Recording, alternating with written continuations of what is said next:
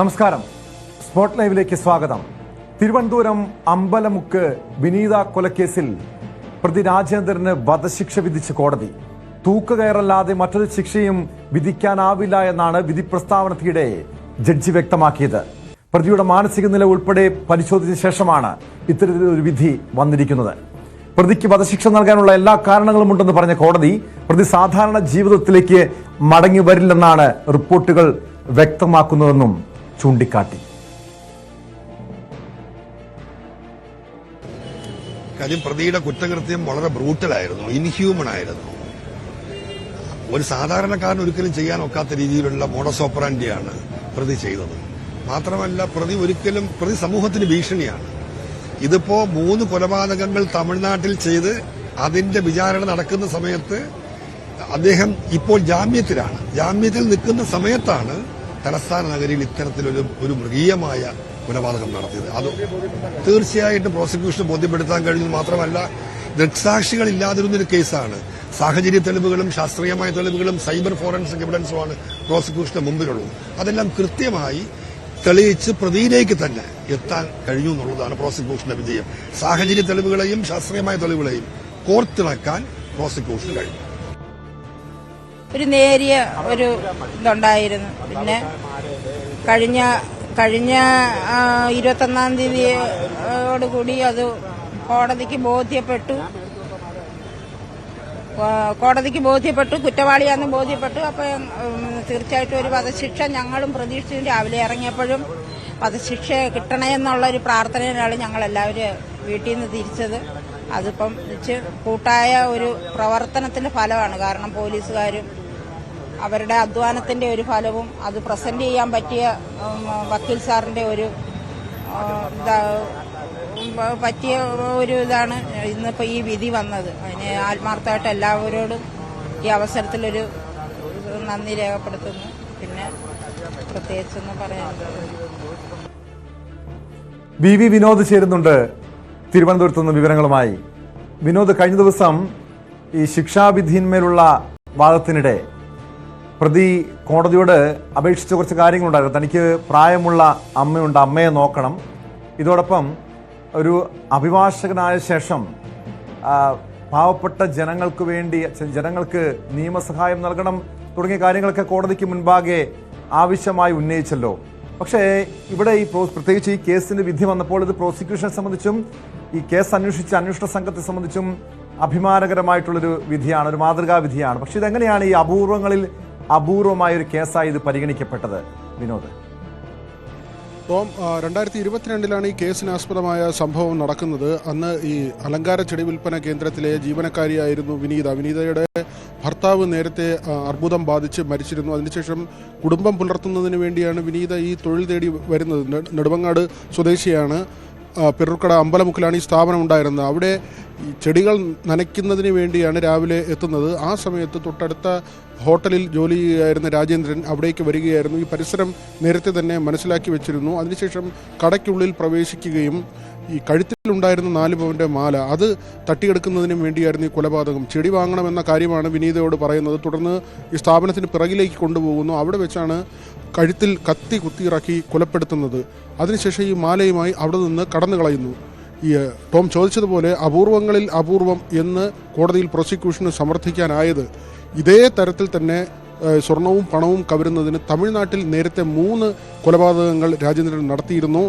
ആ കൊലപാതക കേസിൽ ജാമ്യത്തിലിറങ്ങിയ ശേഷമാണ് കേരളത്തിലേക്ക് വരുന്നത്, തിരുവനന്തപുരത്ത് ജോലി ചെയ്യുന്നത്. ആ സമയത്താണ് വീണ്ടും 4ാമത്തെ കൊലപാതകം നടത്തുന്നത്. ഇത് കോടതിയെ ബോധ്യപ്പെടുത്താൻ പ്രോസിക്യൂഷൻ സാധിച്ചു. അതുകൊണ്ട് തന്നെയാണ് ഇതിൻ്റെ ഒരു ഉത്തരവ്, ഏറ്റവും ഒടുവിലത്തെ വിധി, വധശിക്ഷയിലേക്ക് എത്തുന്നത്. അന്ന് വിനീതയെ കൊലപ്പെടുത്തിയ ശേഷം രാജേന്ദ്രൻ ഈ സ്ഥാപനത്തിൽ നിന്ന് പുറത്തേക്ക് പോവുകയാണ്. അവിടെ നിന്ന് ഇരുചക്ര വാഹനത്തിൽ മുട്ടടയിലുള്ള ഒരു കുളത്തിന് അടുത്തേക്ക് പോവുകയും കുളത്തിൻ്റെ കരയിൽ ഈ രക്തം പുരണ്ട വസ്ത്രങ്ങൾ ഉപേക്ഷിക്കുകയും അവിടെ നിന്ന് മറ്റൊരു ബൈക്കിൽ തൊട്ടടുത്ത സ്ഥലത്തേക്ക് പോവുകയും ഓട്ടോറിക്ഷയിൽ ജോലി ചെയ്തിരുന്ന പേരൂർക്കടയിലേക്ക് വരികയും പിന്നീട് ആ ഭാഗത്തു നിന്ന് മാറുകയും ഒക്കെ ചെയ്യുന്നു. 2 ഓട്ടോറിക്ഷകളിലും 2 ബൈക്കുകളിലുമായാണ് ഈ കൊലപാതകത്തിന് ശേഷം പലയിടങ്ങളിലായി ഇയാൾ സഞ്ചരിക്കുന്നത്. ഈ ബൈക്കുകൾ പരിചയമുള്ള ആളുകളല്ല, കൈ കാണിച്ച് വഴിയിൽ വന്ന ആളുകളുടെ ബൈക്കിൽ കയറി യാത്ര ചെയ്യുകയായിരുന്നു. ആ തരത്തിൽ തന്നെയാണ് ഓട്ടോറിക്ഷകളിലും ഇങ്ങനെ യാത്ര ചെയ്തു പോകുന്നത്. ഏതായിരുന്നാലും ഈ കൊലപാതകം കഴിഞ്ഞ് സ്വർണവുമായി ഇയാൾ തമിഴ്നാട്ടിലേക്ക് കടക്കുന്നു. പോലീസിനെ സംബന്ധിച്ച് വലിയ വെല്ലുവിളികളുണ്ടായിരുന്നു. കാരണം ഈ കേസിന് ദൃക്സാക്ഷിയില്ല. ആരാണ് കൊലപ്പെടുത്തിയതെന്ന് സംബന്ധിച്ച് യാതൊരു സൂചനയും ലഭിക്കുന്നില്ല. പിന്നീട് CCTV ദൃശ്യങ്ങൾ ഈ കേസിൽ വളരെ നിർണായകമാകുന്നു. കാലിൽ ചെറിയ മുടന്തുള്ളയാൾ, അതായത് നടക്കുമ്പോൾ ചെറിയ അസ്വാഭാവികതയുണ്ട്. സാധാരണ ആളുകൾ നടക്കുന്നത് പോലെയല്ല, ഏതാണ്ട് ഒരു മുടന്തി നടക്കുന്നത് പോലുള്ള ഒരാളാണ് എന്ന് മനസ്സിലാക്കുന്നു. രാജേന്ദ്രൻ ഈ ഹോട്ടലിലെ തൊഴിലാളിയായിരുന്നു.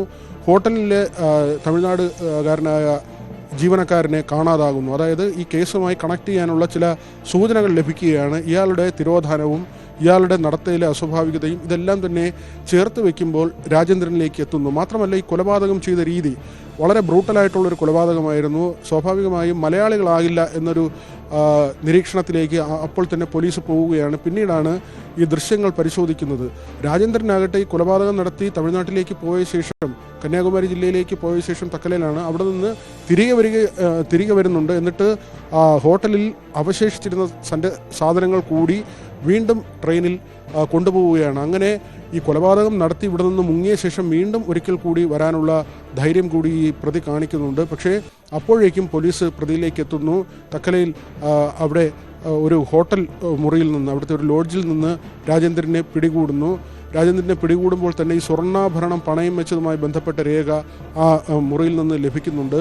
പിന്നീടാണ് രാജേന്ദ്രനെ വിശദമായി ചോദ്യം ചെയ്യുന്നത്. എന്തിനാണ് ഈ പണം ഉപയോഗിച്ചതെന്നത് ചോദിക്കുമ്പോഴാണ് ഇയാൾ വിദ്യാസമ്പന്നനാണെന്നും ഓഹരി വിപണിയിൽ നിക്ഷേപം നടത്തുന്ന ആളാണെന്നും മനസ്സിലാകുന്നത്. ഇങ്ങനെ നിക്ഷേപം നടത്തുകയും അതിലെന്തെങ്കിലും പ്രയാസം വരികയും ചെയ്യുമ്പോൾ, സാമ്പത്തികമായ ബുദ്ധിമുട്ട് വരുമ്പോൾ, പ്രതിസന്ധി വരുമ്പോൾ ഈ കൊലപാതകങ്ങൾ നടത്തി പണം കണ്ടെത്തുന്ന രീതിയാണ്. കസ്റ്റംസ് ഉദ്യോഗസ്ഥനെയും ഭാര്യയും മകളെയുമാണ് ആദ്യം കൊലപ്പെടുത്തുന്നത്. തമിഴ്നാട്ടിൽ കാവൽക്കിണർ എന്ന പ്രദേശത്താണ് ഇയാൾ വിഹരിച്ചിരുന്നത്. ഇയാളെ അവിടെയുള്ള ആളുകൾക്ക്, ഈ ലോഡ്ജിൽ താമസിക്കുമ്പോൾ തൊട്ടടുത്ത മുറികളിൽ പോലും ആളുകൾ താമസിക്കില്ലായിരുന്നു എന്നാണ് ലോഡ്ജ് ഉടമ പിന്നീട് പോലീസിനോട് പറയുന്നത്. കാരണം അങ്ങനെ വളരെ വയലൻ്റായൊക്കെ പെരുമാറുന്ന രീതി ഉണ്ടായിരുന്നു, ആളുകളെ ഭയപ്പെടുത്തുന്ന രീതി ഉണ്ടായിരുന്നു. അതുകൊണ്ട് തന്നെ ഈ ആദ്യത്തെ 3 കൊലപാതകങ്ങൾ, ആ കേസിൽ ഇയാൾ പിടിയിലാകുന്നുണ്ട്. പിടിയിലായി ജാമ്യത്തിലിറങ്ങി തിരുവനന്തപുരത്തേക്ക് വന്നാണ് ഈ 4ാമത്തെ കൊലപാതകം നടത്തുന്നത്. ഈ 4 കൊലപാതകങ്ങൾ നടത്തുമ്പോൾ അതിൽ 3 പേരും സ്ത്രീകളായിരുന്നു എന്നതായിരുന്നു അതിൻ്റെ ഒരു പ്രത്യേകത. ഈ കാര്യം കോടതിയെ ബോധ്യപ്പെടുത്താൻ പ്രോസിക്യൂഷന് കഴിഞ്ഞു. എം സലാഹുദ്ദീനാണ് ഈ കേസിലെ സ്പെഷ്യൽ പബ്ലിക് പ്രോസിക്യൂട്ടർ. അദ്ദേഹം അതിസമർത്ഥമായി തന്നെ ഈ കാര്യങ്ങൾ കോടതിയെ ധരിപ്പിച്ചു. സജികുമാർ പേരൂർക്കട CA ആയിരുന്നു, അദ്ദേഹമാണ് ഇതിൻ്റെ അന്വേഷണ ഉദ്യോഗസ്ഥനായിരുന്നത്. അങ്ങനെ വിപുലമായ രീതിയിൽ ഈ കേസിൻ്റെ അന്വേഷണം നടക്കുകയായിരുന്നു. അന്ന് സിറ്റി പോലീസ് കമ്മീഷണറായിരുന്ന സ്പർജൻ കുമാറാണ്. ആ തരത്തിൽ വിപുലമായ, ആദ്യം പോലീസിൻ്റെ പിന്നീട് പ്രോസിക്യൂട്ടറുടെ 2 ഭാഗത്തു നിന്നും ശക്തമായ നടപടികളും നീക്കങ്ങളും. കേസ് അപൂർവമാണെന്നുള്ള പ്രോസിക്യൂഷൻ വാദത്തെ അംഗീകരിച്ചുകൊണ്ടാണ് കോടതി പ്രതിക്ക് തൂക്കുകയർ വിധിച്ചത്. ഇപ്പോൾ ഈ കൊല്ലപ്പെട്ട വിനീതിയുടെ പിതാവിൻ്റെ, അച്ഛൻ്റെ പ്രതികരണം കൂടി പുറത്തു വന്നിട്ടുണ്ട്. അതിലേക്ക് ഇനി നമ്മളെ മരണകാലം വരെയും ദുഃഖം മനസ്സിൽ കിടക്കുകയുള്ളൂ. കാര്യം ഏറ്റവും നല്ല സ്നേഹമുള്ള ഒരു മോളായിരുന്നു. ഞങ്ങളുടെ അടുത്ത് നല്ല എല്ലാവരുടെ അടുത്തും അവൾ വളരെ സാമ്യമായിട്ട് എല്ലാവരുടെ അടുത്തും പെരുമാറുന്നതാണ്. അവർക്ക് നാട്ടിൽ അവിടെ തന്നെ ഇഷ്ടം പോലെ കൂട്ടുകാരും ഒക്കെ ഉള്ളതാണ്. കാര്യം എല്ലാവരുടെ അടുത്തും സാമ്യമായിട്ട് ഇടപെടുന്ന ഒരു കുട്ടിയായിരുന്നു. മാല കൊണ്ടുപോയെങ്കിലും ഞങ്ങൾക്ക് സങ്കടമില്ലായിരുന്നു. കൊച്ചിനെ കൊന്നു പറഞ്ഞു. അതിനിപ്പോൾ ഞങ്ങളെ മരണകാലം വരെയും ആ സങ്കടം നിലനിൽക്കുന്നു. ഈ സംഭവം നടന്ന് 3 വർഷത്തിനിപ്പുറം തന്നെ, അതായത് 3 വർഷത്തിനുള്ളിൽ തന്നെ ഈ കേസിൽ വിധി വന്നു എന്നൊരു പ്രത്യേകത കൂടിയുണ്ട്. വി വിനോദിലേക്ക് ഒരിക്കൽ കൂടി. വിനോദ്, ഈ കേസ് അപൂർവമാണെന്നുള്ള പ്രോസിക്യൂഷൻ വാദത്തെ തുടർന്ന് ഈ പ്രതിയുടെ മാനസിക നില പരിശോധനാ റിപ്പോർട്ടടക്കം 11 റിപ്പോർട്ടുകൾ കോടതി നിർദ്ദേശപ്രകാരം ഹാജരാക്കിയിരുന്നു. ഇതിൽ ജില്ലാ കളക്ടർ, പോലീസ്, ജയിൽ അധികൃതർ അടക്കമുള്ളവരുടെ റിപ്പോർട്ടുകൾ പ്രതിക്കെതിരായിരുന്നു. അതായത് ഈ മാനസിക നില പരിശോധന റിപ്പോർട്ടിൽ ഇതെല്ലാ റിപ്പോർട്ടും പ്രതിക്കെതിരായിരുന്നു. ഇതാണോ പ്രധാനമായും കോടതി പരിഗണിച്ചത്? ടോം, ഈ കേസിൽ CCTV ദൃശ്യങ്ങൾ പോലെ തന്നെ ഏറ്റവും പ്രധാനപ്പെട്ട ഒന്നാണ് ഈ പ്രതിയുടെ, കുറ്റവാളിയുടെ രക്തം. ഈ കൊലപാതകം നടത്തുന്ന സമയത്ത് പിടിവലി ഉണ്ടാകുന്നു. ഈ സമയത്ത് രാജേന്ദ്രൻ്റെ കൈ മുറിയുകയും അന്ന് ഈ കൊലപാതകം നടന്ന ദിവസം രാത്രി 7:30 മണിയോടുകൂടി പേരൂർക്കട ആശുപത്രിയിലെത്തി ചികിത്സ തേടുകയും ചെയ്യുന്നു. തനിക്ക് ചെറിയൊരു അപകടം പറ്റി, അതിന് ചികിത്സ തേടുന്നു എന്ന കാര്യമാണ് ആശുപത്രി അധികൃതരോട് പറഞ്ഞത്, അവിടെ ഉണ്ടായിരുന്ന ജീവനക്കാരോട് പറഞ്ഞത്. പക്ഷേ ഇത് ഈ കൊലപാതകം നടത്തുന്നതിനിടെ ഉണ്ടായ പിടിവലിയാണ്. ഈ പിടിവലിക്കിടെ അവിടെ രാജേന്ദ്രൻ്റെ ചോരത്തുള്ളികൾ വീഴുകയും അത് പിന്നീട് ഫോറൻസിക് പരിശോധനയിൽ കണ്ടെടുക്കുകയും ചെയ്തു. അങ്ങനെയാണ് തന്നെയാണ് ഈ കേസിൽ ഏറ്റവും പ്രധാനപ്പെട്ട രാജേന്ദ്രൻ്റെ സാന്നിധ്യം.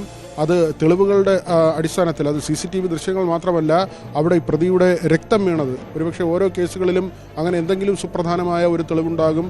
അങ്ങനെ ഏറ്റവും വളരെ തെളിവായി മാറിയ ഒന്നാണ് ഈ കുറ്റവാളിയുടെ രക്തം. അവിടെ പിടിവലിക്കിടെ ഉണ്ടായ മുറിവിൽ നിന്ന് ഇറ്റുവീണ രക്തം, അത് ഈ കേസിൽ വളരെ പ്രധാനപ്പെട്ട ഒന്നായി മാറി. പിന്നീട് അവിടെ സഞ്ചരിച്ച വാഹനങ്ങൾ, അതിൽ നിന്നുള്ള ആളുകളുടെ മൊഴികൾ, ഇയാൾ അവിടെ ഉണ്ടായിരുന്ന ഹോട്ടൽ, ആ ഹോട്ടലിലെ ഉടമയുടെ മൊഴി, ഇതെല്ലാം തന്നെ ശേഖരിച്ചുകൊണ്ടാണ് അന്വേഷണം മുന്നോട്ട് പോയത്. മാത്രമല്ല, ഇയാൾക്ക് എന്തിനാണ്, അതിൻ്റെ മോട്ടീവ് കൂടിയുണ്ട്, എന്തിന് സ്വർണം കവർന്നു എന്നതിന് കൃത്യമായ ഒരു കാരണമുണ്ട്. അത് കണ്ടെത്താനും പോലീസിന് കഴിഞ്ഞു. അത് ഓഹരി വിപണിയിൽ ഈ പണനിക്ഷേപം, അതിനുവേണ്ടിയാണ് ഈ കൊലപാതകം നടത്തിയത്. മാത്രമല്ല, പൂർവ്വകാല ചരിത്രം അത് കോടതി കൂടി ആവശ്യപ്പെടുകയായിരുന്നു. ചില റിപ്പോർട്ടുകൾ, അത് തിരുവനന്തപുരം ജില്ലാ കളക്ടറുടെ റിപ്പോർട്ട്, കന്യാകുമാരി ജില്ലാ കളക്ടറുടെ റിപ്പോർട്ട്, തിരുവനന്തപുരം മെഡിക്കൽ കോളേജിലെ മാനസികാരോഗ്യ വിദഗ്ധരുടെ റിപ്പോർട്ടർ, മനഃശാസ്ത്രജ്ഞൻ അടക്കമുള്ള ആളുകളാണ് അത് സംബന്ധിച്ച റിപ്പോർട്ട് നൽകിയത്. ജയിൽ അധികൃതരുടെ റിപ്പോർട്ട്, പോലീസിൻ്റെ റിപ്പോർട്ട്, ഇങ്ങനെ 7 റിപ്പോർട്ടുകൾ കോടതിയുടെ മുമ്പിലെത്തി. ഇതെല്ലാം തന്നെ വിശദമായി പരിശോധിച്ച ശേഷമാണ് ഇങ്ങനെ വധശിക്ഷയ്ക്ക് വിധിച്ചിരിക്കുന്നത്. മാത്രമല്ല, ഈ കൊലപാതകം നടത്തിയുള്ള കവർച്ച, അതിന് ജീവപര്യന്തം തടവും 4 ലക്ഷം രൂപ പിഴയുമുണ്ട്. ആദ്യത്തെ കൊലപാതകത്തിനും 4 ലക്ഷം രൂപ പിഴ ചുമത്തിയിട്ടുണ്ട്. മറ്റൊന്ന് തെളിവ് നശിപ്പിക്കലാണ്. തെളിവ് നശിപ്പിക്കലിന് 7 വർഷം വരെയുള്ള തടവ് ശിക്ഷ വിധിച്ചിട്ടുണ്ട്. ഇതിൽ ആകെയുള്ള തുകയിൽ 4 ലക്ഷം രൂപ വിനീതയുടെ 2 മക്കൾക്കായി നൽകണമെന്നുകൂടി ഈ കോടതിയുടെ ഉത്തരവിൽ പറയുന്നുണ്ട് കേട്ടോ. യെസ്, വ്യക്തമാണ്. വി വിനോദാണ് വിവരങ്ങൾ നൽകിയത്. വിനോദ് സൂചിപ്പിച്ചതുപോലെ ഈ പ്രതിയുടെ മാനസിക നില റിപ്പോർട്ട് അടക്കം പരിശോധിച്ചാണ് കോടതി പ്രതിക്ക് വിനീത വധക്കേസിൽ പ്രതിക്ക് തൂക്കുകയർ വിധിച്ചത്. കോട്ടയം തിരുവാതുക്കൽ ഇരട്ടക്കൊലക്കേസിൽ പ്രതി അമിത് ഒറാങ് കൊല്ലാൻ ലക്ഷ്യമിട്ടത് വിജയകുമാറിനെ മാത്രമെന്ന് മൊഴി. ശബ്ദം കേട്ട് ഭാര്യ ഉണർന്നുകൊണ്ടാണ് മീരയെ കൊലപ്പെടുത്തിയത്. ഭാര്യയുടെ ഗർഭകാലത്തൊപ്പം നിന്ന് പരിചരിക്കാൻ കഴിയാത്തത് പ്രതികാരത്തിന് കാരണമായി. പ്രതി കൊലപാതകം നടത്താൻ പോകുന്നതും CCTVയുടെ ഹാർഡ് ഡിസ്കുമായി തിരികെ വരുന്നതും ദൃശ്യങ്ങളിൽ വ്യക്തമാണ്.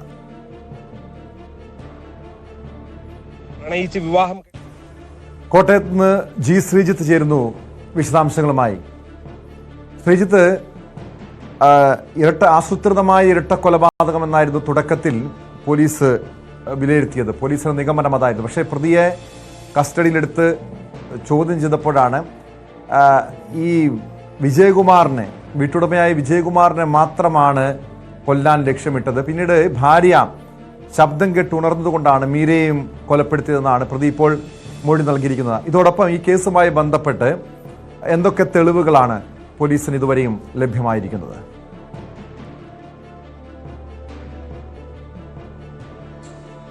ടോമി, ഇത് സംബന്ധിച്ച് ഏറ്റവും ആദ്യം തന്നെ ഉള്ളത് ഫിംഗർ പ്രിന്റുകളാണ്. 12 ഇടങ്ങളിൽ നിന്ന്, വീടിന്റെ 12 ഭാഗങ്ങളിൽ നിന്ന് വിരലടയാളങ്ങൾ കണ്ടെത്തിയിട്ടുണ്ട്. അത് ആയുധം ഉൾപ്പെടെ, ജനലും കതകും ഉൾപ്പെടെയുള്ള സ്ഥലങ്ങളിലെല്ലാം ഈ വിരലടയാളങ്ങൾ കണ്ടെത്തിയിട്ടുണ്ട്.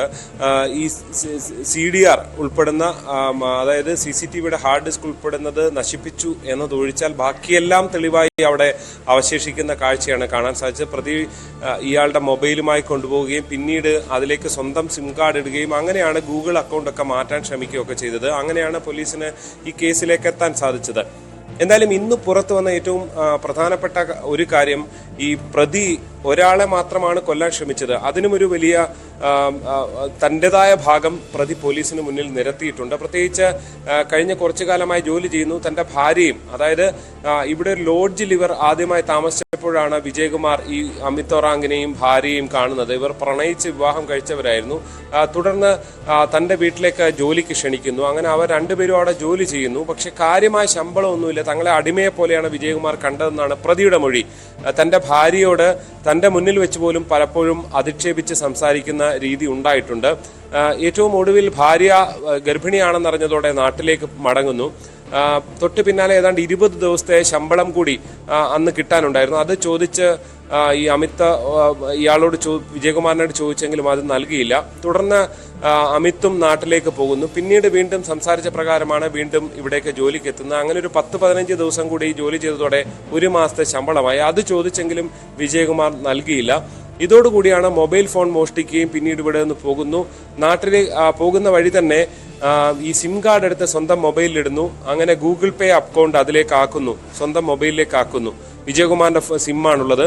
അങ്ങനെ പിന്നെ OTP വന്നതെല്ലാം ചേർത്ത് ഈ അമിത്തിന്റെ ഫോണിലേക്ക് തന്നെ OTP വരുന്ന സാഹചര്യം ഉണ്ടായിരുന്നു. അങ്ങനെ ബാക്കി ബാങ്ക് അക്കൗണ്ടുകൾ കൂടി ഇതിലേക്ക് ലിങ്ക് ചെയ്യുന്നു. അങ്ങനെയാണ് 2,78,000 രൂപ തട്ടിയെടുക്കുന്നത്. പക്ഷെ ഇത് വിവരം ഭാര്യയോട് പറഞ്ഞപ്പോൾ ഭാര്യ പറഞ്ഞു ഇത് ശരിയായില്ല, പണം തിരികെ നൽകണമെന്ന് പറഞ്ഞു. അങ്ങനെ പിന്നീട് ബാങ്കിലെത്തി ഇതെങ്ങനെയാണ് തിരികെ നൽകുക, അതായത് സ്വയം ട്രാൻസ്ഫർ ചെയ്യാൻ ശ്രമിച്ചു, പക്ഷെ നടന്നില്ല. ബാങ്കിലെത്തിയപ്പോഴാണ് വിവരം അറിയുന്നത് ഇതിൽ കേസുണ്ടായി, അക്കൗണ്ടുകൾ ഫ്രീസ് ചെയ്യപ്പെട്ടു എന്നുള്ളത്. പിന്നീട് വിജയകുമാറിനെ വിവരം അറിയിച്ചെങ്കിലും അദ്ദേഹം കേസ് പിൻവലിക്കാൻ തയ്യാറായില്ല. അങ്ങനെ ജയിലിലാകുന്നു. 5 മാസത്തോളം ജയിലിൽ കിടക്കുന്നു. ഇതിനിടെ കഴിഞ്ഞ മാസം ഏതാണ്ട് 1.5 മാസം മുൻപ് ഭാര്യയുടെ ഗർഭം, ഏതാണ്ട് 6 മാസം പ്രായമായ ഗർഭം അലസിപ്പോകുന്നു. ഈ സമയത്തൊന്നും താൻ ഭാര്യയ്ക്കൊപ്പം ഇല്ലാതിരിക്കാൻ കാരണം വിജയകുമാറാണെന്ന് ഈ പ്രതി വിശ്വസിക്കുന്നു. ഏറ്റവും ഒടുവിൽ ഈ കഴിഞ്ഞ ഏപ്രിൽ 3 ജാമ്യത്തിനിറങ്ങുന്നു. തൊട്ടു പിന്നാലെ കുമളിയിൽ ഒരു തട്ടുകടയിൽ ജോലി ചെയ്യുന്നു. ഈ കഴിഞ്ഞ 19 കോട്ടയത്തെത്തി ലോഡ്ജിൽ താമസിക്കുന്നു. അതിനുശേഷം ഈ പ്രതി ഇയാളെ വിജയകുമാറിനെ വിളിച്ചുകൊണ്ട് ഈ 2 ലക്ഷം രൂപ തന്റെ കേസ് പിൻവലിക്കണം, തനിക്ക് നാട്ടിലേക്ക് പോകണം, ഭാര്യയുടെ അടുത്തേക്ക് പോകണം എന്ന് പറഞ്ഞെങ്കിലും വിജയകുമാർ അതിന് തയ്യാറായില്ല. ഇതിന്റെ രേഖകൾ അടക്കം പോലീസിന് ലഭിച്ചിട്ടുണ്ട്. വിജയകുമാർ ചൂണ്ടിക്കാണിച്ച് എന്റെ പണം പൂർണ്ണമായി കിട്ടാതെ കേസ് പിൻവലിക്കില്ല എന്നുള്ളതായിരുന്നു. അങ്ങനെയാണ് ഈ കൃത്യത്തിലേക്ക് നയിക്കുന്നത്. അതായത് തന്റെ ഭാര്യയോട് മോശമായി പെരുമാറുന്നു, തന്നെ അടിമയെ പോലെ കാണുന്നു. അതിനുമപ്പുറത്തേക്ക് തന്റെ ഭാര്യയുടെ ഗർഭം അലസാൻ കാരണം ഈ കേസാണ്. ആ കേസ് കൊടുത്ത ആള് വിജയകുമാറാണ്. ഇതാണ് വിജയകുമാറിനോടുള്ള ശത്രുതയ്ക്ക് കാരണം. എന്തായാലും ഈ ദിവസം, കൊലപാതകം ചെയ്യുന്ന ദിവസം രാത്രി റെയിൽവേ സ്റ്റേഷനിലെ പ്ലാറ്റ്ഫോമിൽ ഏതാണ്ട് 3 മണിക്കൂറോളം ചെലവഴിക്കുന്നുണ്ട്. കാരണം ലോഡ്ജിൽ നിന്ന് വൈകി ഇറങ്ങിയാൽ എവിടെ പോകുന്നതെന്ന് ചോദ്യം വരാതിരിക്കാനാണ് പ്ലാറ്റ്ഫോം ടിക്കറ്റും എടുത്ത് അവിടെ ഇരുന്നത്. ഈ പ്ലാറ്റ്ഫോം ടിക്കറ്റ് ഈ കൊലപാതകം നടന്ന വീട്ടിൽ നിന്ന് ലഭിക്കുന്നു. പോലീസിന് കിട്ടിയ ഏറ്റവും ആദ്യത്തെ തുമ്പ് അതാണ്. പിന്നീട് ആ തുമ്പ് പ്രകാരം റെയിൽവേ സ്റ്റേഷനിലെത്തി പരിശോധിച്ചപ്പോഴാണ് CCTV ദൃശ്യങ്ങളിൽ ഇത് വ്യക്തമാകുകയും ചെയ്തത്. എന്തായാലും ഒരു കാര്യം ഉറപ്പാണ്, അതായത് പോലീസ് പറയുന്ന പ്രകാരം ഇയാളുടെ മൊഴി അനുസരിച്ച് മീരയോട് കാര്യമായ പ്രശ്നങ്ങളൊന്നുമില്ല. മീര അങ്ങനെ അധികം സംസാരിക്കുന്ന ആളൊന്നുമല്ല. മീരയോട് ശത്രുത ഉണ്ടായിരുന്നില്ല. പക്ഷെ വിജയകുമാറിനോട് ശത്രുത, പക ഉണ്ടാകുന്നു. അങ്ങനെ വിജയകുമാറിനെ കൊല്ലാൻ തീരുമാനിച്ച് ഗേറ്റിന്റെ മുൻവാതിൽ തന്നെ അങ്ങനെയാണ് ഈ പ്രതി അമിത് തോമാങ് പോലീസിന് മൊഴി നൽകിയിരിക്കുന്നത്. ശ്രീജിത്ത്, അതോടൊപ്പം എങ്ങനെയാണ് ഈ പോലീസ് ഈ പ്രതിയിലേക്ക് പോലീസ് എത്താൻ കഴിഞ്ഞതെന്നൊരു ചോദ്യം കൂടിയുണ്ട്. കാരണം നേരത്തെ ശ്രീജിത്ത് തന്നെ സൂചിപ്പിച്ചൊരു കാര്യമുണ്ട്. ഈ പ്രതി വലിയ രീതിയിൽ സോഷ്യൽ മീഡിയയിൽ അഡിക്റ്റാണ്. പ്രത്യേകിച്ചും ഇൻസ്റ്റഗ്രാമിനുള്ള ഭ്രമം, പതിവായി ഇൻസ്റ്റഗ്രാം ഉപയോഗിക്കുന്ന, സോഷ്യൽ മീഡിയ ഉപയോഗിക്കുന്ന വ്യക്തി ഈ ഇവിടെ നിന്നും രക്ഷപ്പെട്ട് കൊലപാതകം നടത്തി കോട്ടയത്തു നിന്നും തൃശ്ശൂരിലേക്ക് എത്തിപ്പെട്ട ഉടൻ തന്നെ സുഹൃത്തിൻ്റെ വൈഫൈ ഉപയോഗിച്ച് ഫോൺ തുറക്കുന്നു. പിന്നീട് അതിൽ ഇൻസ്റ്റഗ്രാം ഇൻസ്റ്റാൾ ചെയ്യാനുള്ള നീക്കത്തിനിടെ പോലീസിന് ഇയാളെ കണ്ടെത്താൻ കഴിയുന്നു. ഈ യഥാർത്ഥത്തിൽ ഈ ഇൻസ്റ്റഗ്രാം ഭ്രമം തന്നെയാണോ പ്രതിയെ കുടുക്കിയതും?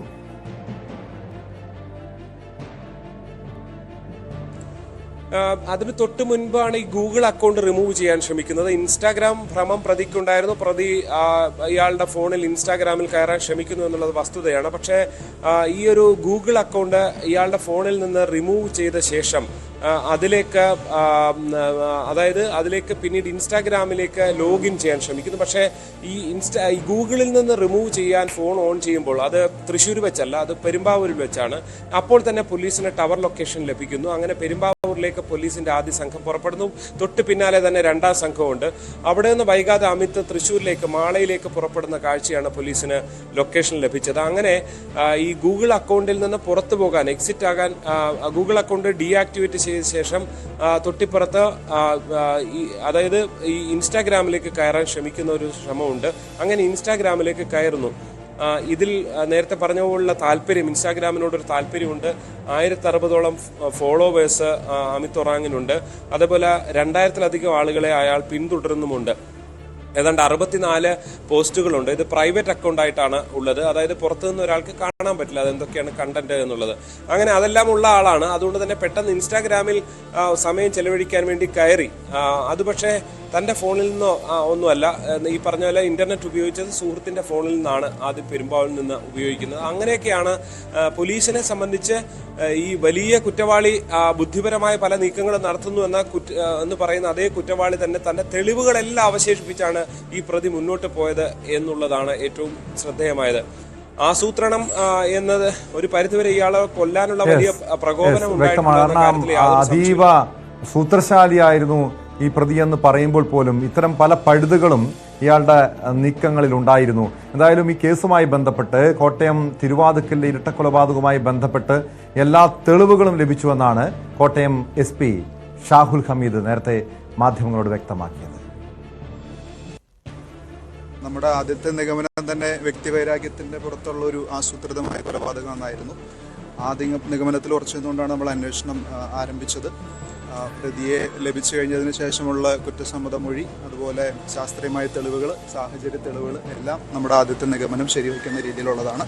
റിമാൻഡിൽ കിടന്നിരുന്ന കാലത്ത് പ്രതിയുടെ ഭാര്യ ഗർഭിണിയായിരുന്നു. ഏകദേശം ഒരു 7-8 മാസമായപ്പോൾ ഗർഭം അലസിപ്പോയി. അപ്പം അങ്ങനെ വ്യക്തിപരമായ കുറേ ബുദ്ധിമുട്ടുകളും എല്ലാം വന്നപ്പോൾ അതിനെല്ലാം കാരണക്കാരൻ വിജയകുമാർ എന്നുള്ള നിലയ്ക്കുള്ള ഒരു വൈകാരിക പ്രതികരണമാണ്. അതുകൊണ്ട് തന്നെ ഇയാൾ 19-ാം തീയതി, ഈ മാസം 19-ാം തീയതി കോട്ടയത്ത് വന്ന് താമസിച്ചു. പ്രീമെഡിറ്റേറ്റഡ് ആയിട്ട് പ്രിപ്പറേഷൻസ് എല്ലാം ചെയ്തു. അങ്ങനെയാണ് ക്രൂരമായ കൊലപാതകം നടത്തിയത്. ജി ശ്രീജിത്തിലേക്ക് വീണ്ടും. ശ്രീജിത്ത്, ഈ കേസുമായി ബന്ധപ്പെട്ട് പരമാവധി തെളിവുകൾ പോലീസ് ശേഖരിച്ചിട്ടുണ്ട്, പ്രത്യേകിച്ചും ശാസ്ത്രീയ തെളിവുകൾ. ഇതിൽ പ്രതിയെ കണ്ടെത്തിയതടക്കം വളരെ വിദഗ്ധമായ നീക്കങ്ങളായിരുന്നു പോലീസിന്റെ ഭാഗത്തുനിന്നുണ്ടായത്. അതിനുശേഷം ഈ CCTV ഹാർഡ് ഡിസ്ക് കണ്ടെത്താൻ കഴിഞ്ഞത്. ഇനി കേസുമായി ബന്ധപ്പെട്ട് പോലീസിന്റെ അടുത്ത നീക്കം എന്തായിരിക്കും?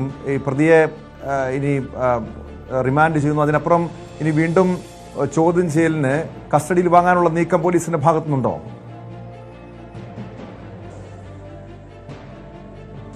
തീർച്ചയായും കസ്റ്റഡിയിൽ വാങ്ങും, വീണ്ടും ചോദ്യം ചെയ്യേണ്ടതുണ്ട്, ഇതിന്റെ നടപടിക്രമങ്ങൾ പൂർത്തിയാക്കേണ്ടതുണ്ട്. ഈ ഒരു തെളിവ്, അതായത് ലോഡ്ജിൽ തെളിവെടുപ്പ് നടത്തി അതിനപ്പുറത്തേക്ക് ഈ ജനൽ തുറക്കാൻ ഉപയോഗിച്ച ഉപകരണം വാങ്ങിയ കടയിൽ നിന്നും തെളിവെടുപ്പ് നടത്തേണ്ടതുണ്ട്. ഇതെല്ലാം ഈ കോട്ടയം നഗരത്തിലെ കട എന്നുള്ള വിവരമാണ് നൽകുന്നത്. അതിനപ്പുറത്തേക്കുള്ള വിവരങ്ങൾ പോലീസിന് ലഭ്യമല്ല. എന്തായാലും അതനുസരിച്ചുള്ള തെളിവെടുപ്പുണ്ടാകും. പോലീസിനെ സംബന്ധിച്ച് ഇത് കുറച്ച്, ഒരുപക്ഷെ പലരും ഇതൊരു വലിയ തിരക്കഥയാണ്, DVR തപ്പിയെടുത്തത് എന്നൊക്കെ പറയുമ്പോൾ പോലും പോലീസിനെ സംബന്ധിച്ച് ഇത് നല്ല കോൺക്രീറ്റ് ആയിട്ടുള്ള എവിഡൻസ് ഉള്ളൊരു കേസാണ് എന്ന കാര്യത്തിൽ യാതൊരു സംശയമില്ല. അത് പ്രത്യേകിച്ച് വിരലടയാളങ്ങൾ പ്രധാനപ്പെട്ടതാണ്. ഈ പ്രതി നൽകുന്ന മൊഴി, പ്രതി കുറ്റസമ്മതം നടത്തിയെന്ന് പോലീസ് പറയുന്നുണ്ട്. അതിനപ്പുറത്തേക്ക് പ്രതിയുടെ മൊഴി പ്രകാരം എത്തുന്നിടത്തു നിന്നെല്ലാം CCTV അടക്കമുള്ള ദൃശ്യങ്ങൾ കണ്ടെത്താൻ സാധിച്ചിട്ടുണ്ട്. പലരും DVR വെള്ളത്തിലിട്ടതിനെ പെട്ടെന്നെടുത്തതിനെയൊക്കെ പലതരത്തിലുള്ള വ്യാഖ്യാനങ്ങളും പൊതുവെ ചർച്ചകൾ നടക്കുന്നുണ്ട്. പക്ഷേ ഈ DVR തിരിച്ചെടുത്തത് പോലീസിനെ സംബന്ധിച്ച് വലിയ ആശ്വാസമാണ്. കാരണം ഇതിന്റെ CCTV ദൃശ്യങ്ങൾ ഇനി റിട്രീവ് ചെയ്തെടുക്കാനുള്ളത് കോടതി നടപടിക്രമങ്ങളുടെ ഭാഗമാണ്. അങ്ങനെ ആ നടപടിക്രമങ്ങളുടെ ഭാഗമായി ഇയാൾ കൊല ചെയ്യുന്നത് ഈ വീടിനുള്ളിലേക്ക് കടക്കുന്ന ദൃശ്യമടക്കമാണ് ഫലത്തിൽ പോലീസിന് ലഭിക്കാൻ പോകുന്നത്. ആ നിലയിൽ ലഭിക്കുക, ഇത് ഡിലീറ്റ് ചെയ്തതായിട്ടുള്ള ഒരു വിവരവുമില്ല. അത്തരം സാധ്യതകൾ വളരെ കുറവാണ്. വളരെ പെട്ടെന്ന് കൊലപാതകത്തിന് ശേഷം ഇത് കൊണ്ടുവന്ന് തോട്ടിലെറിയുക മാത്രമാണ് ചെയ്തത്. അത് വീണ്ടെടുക്കാൻ കഴിഞ്ഞെങ്കിൽ പോലീസിനെ സംബന്ധിച്ച് എല്ലാം കാണുന്ന ഒരു ദൃശ്യങ്ങളായി, കൊലപാതകത്തിന്റെ നേരിട്ടുള്ള ദൃശ്യങ്ങളായി ഫലത്തിൽ ഇത് കോടതിയിലേക്ക് വരുന്നു. ഇപ്പം മുറിക്കുള്ളിൽ ഒരുപക്ഷെ CCTV ഉണ്ടോ, ബെഡ്റൂമിനുള്ളിൽ ഉണ്ടാകാനുള്ള സാധ്യത ഇല്ല. പക്ഷേ എന്നിരുന്നാൽ തന്നെയും ഈ ആയുധങ്ങളുമായി പോകുന്ന അടക്കമുള്ള ഏതാണ്ട് എല്ലാ ദൃശ്യങ്ങളും ഉണ്ട്. അങ്ങനെ തെളിവുകളുടെ ഒരു വലിയ കൂമ്പാരമുള്ള ഒരു കേസാണ് ഇത് എന്ന കാര്യത്തിൽ നിലവിലെ അന്വേഷണ പ്രകാരം ഉദ്യോഗസ്ഥരിൽ നിന്ന് ലഭിക്കുന്ന വിവരപ്രകാരം ജില്ലാ പോലീസ് മേധാവി ഷാഹുൽ ഹമീദ് നേരത്തെ സംസാരിച്ചതിൽ നിന്നൊക്കെ മനസ്സിലാക്കാൻ സാധിക്കുന്നത് അത് തന്നെയാണ്. ഇതിനെയും വളരെ മെച്ചപ്പെട്ട രീതിയിൽ ഒരു കുറ്റപത്രമാക്കി മാറ്റുക എന്ന വലിയ ദൗത്യമാണ് പോലീസിന്റെ മുന്നിലുള്ളത്. വ്യക്തമാണ്. ജി ശ്രീജിത്താണ് വിവരങ്ങൾ നൽകിയത് കോട്ടയത്ത് നിന്ന്.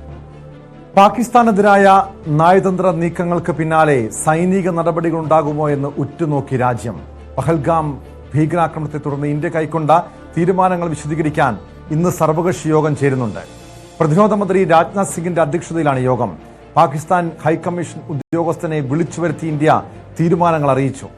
കേന്ദ്ര ആഭ്യന്തര മന്ത്രാലയത്തിലെ ഉന്നത ഉദ്യോഗസ്ഥരുടെ യോഗം രാവിലെ ചേർന്നു. ആഭ്യന്തര സെക്രട്ടറിയും ഇന്റലിജൻസ് റോ മേധാവിമാരും യോഗത്തിൽ പങ്കെടുത്തു. ഇന്ത്യയുടെ നീക്കങ്ങൾ ചർച്ച ചെയ്യാൻ പാക് പ്രധാനമന്ത്രി ഷഹബാസ് ഷെരീഫ് വിളിച്ച ദേശീയ സുരക്ഷാ കൗൺസിൽ യോഗം തുടങ്ങി.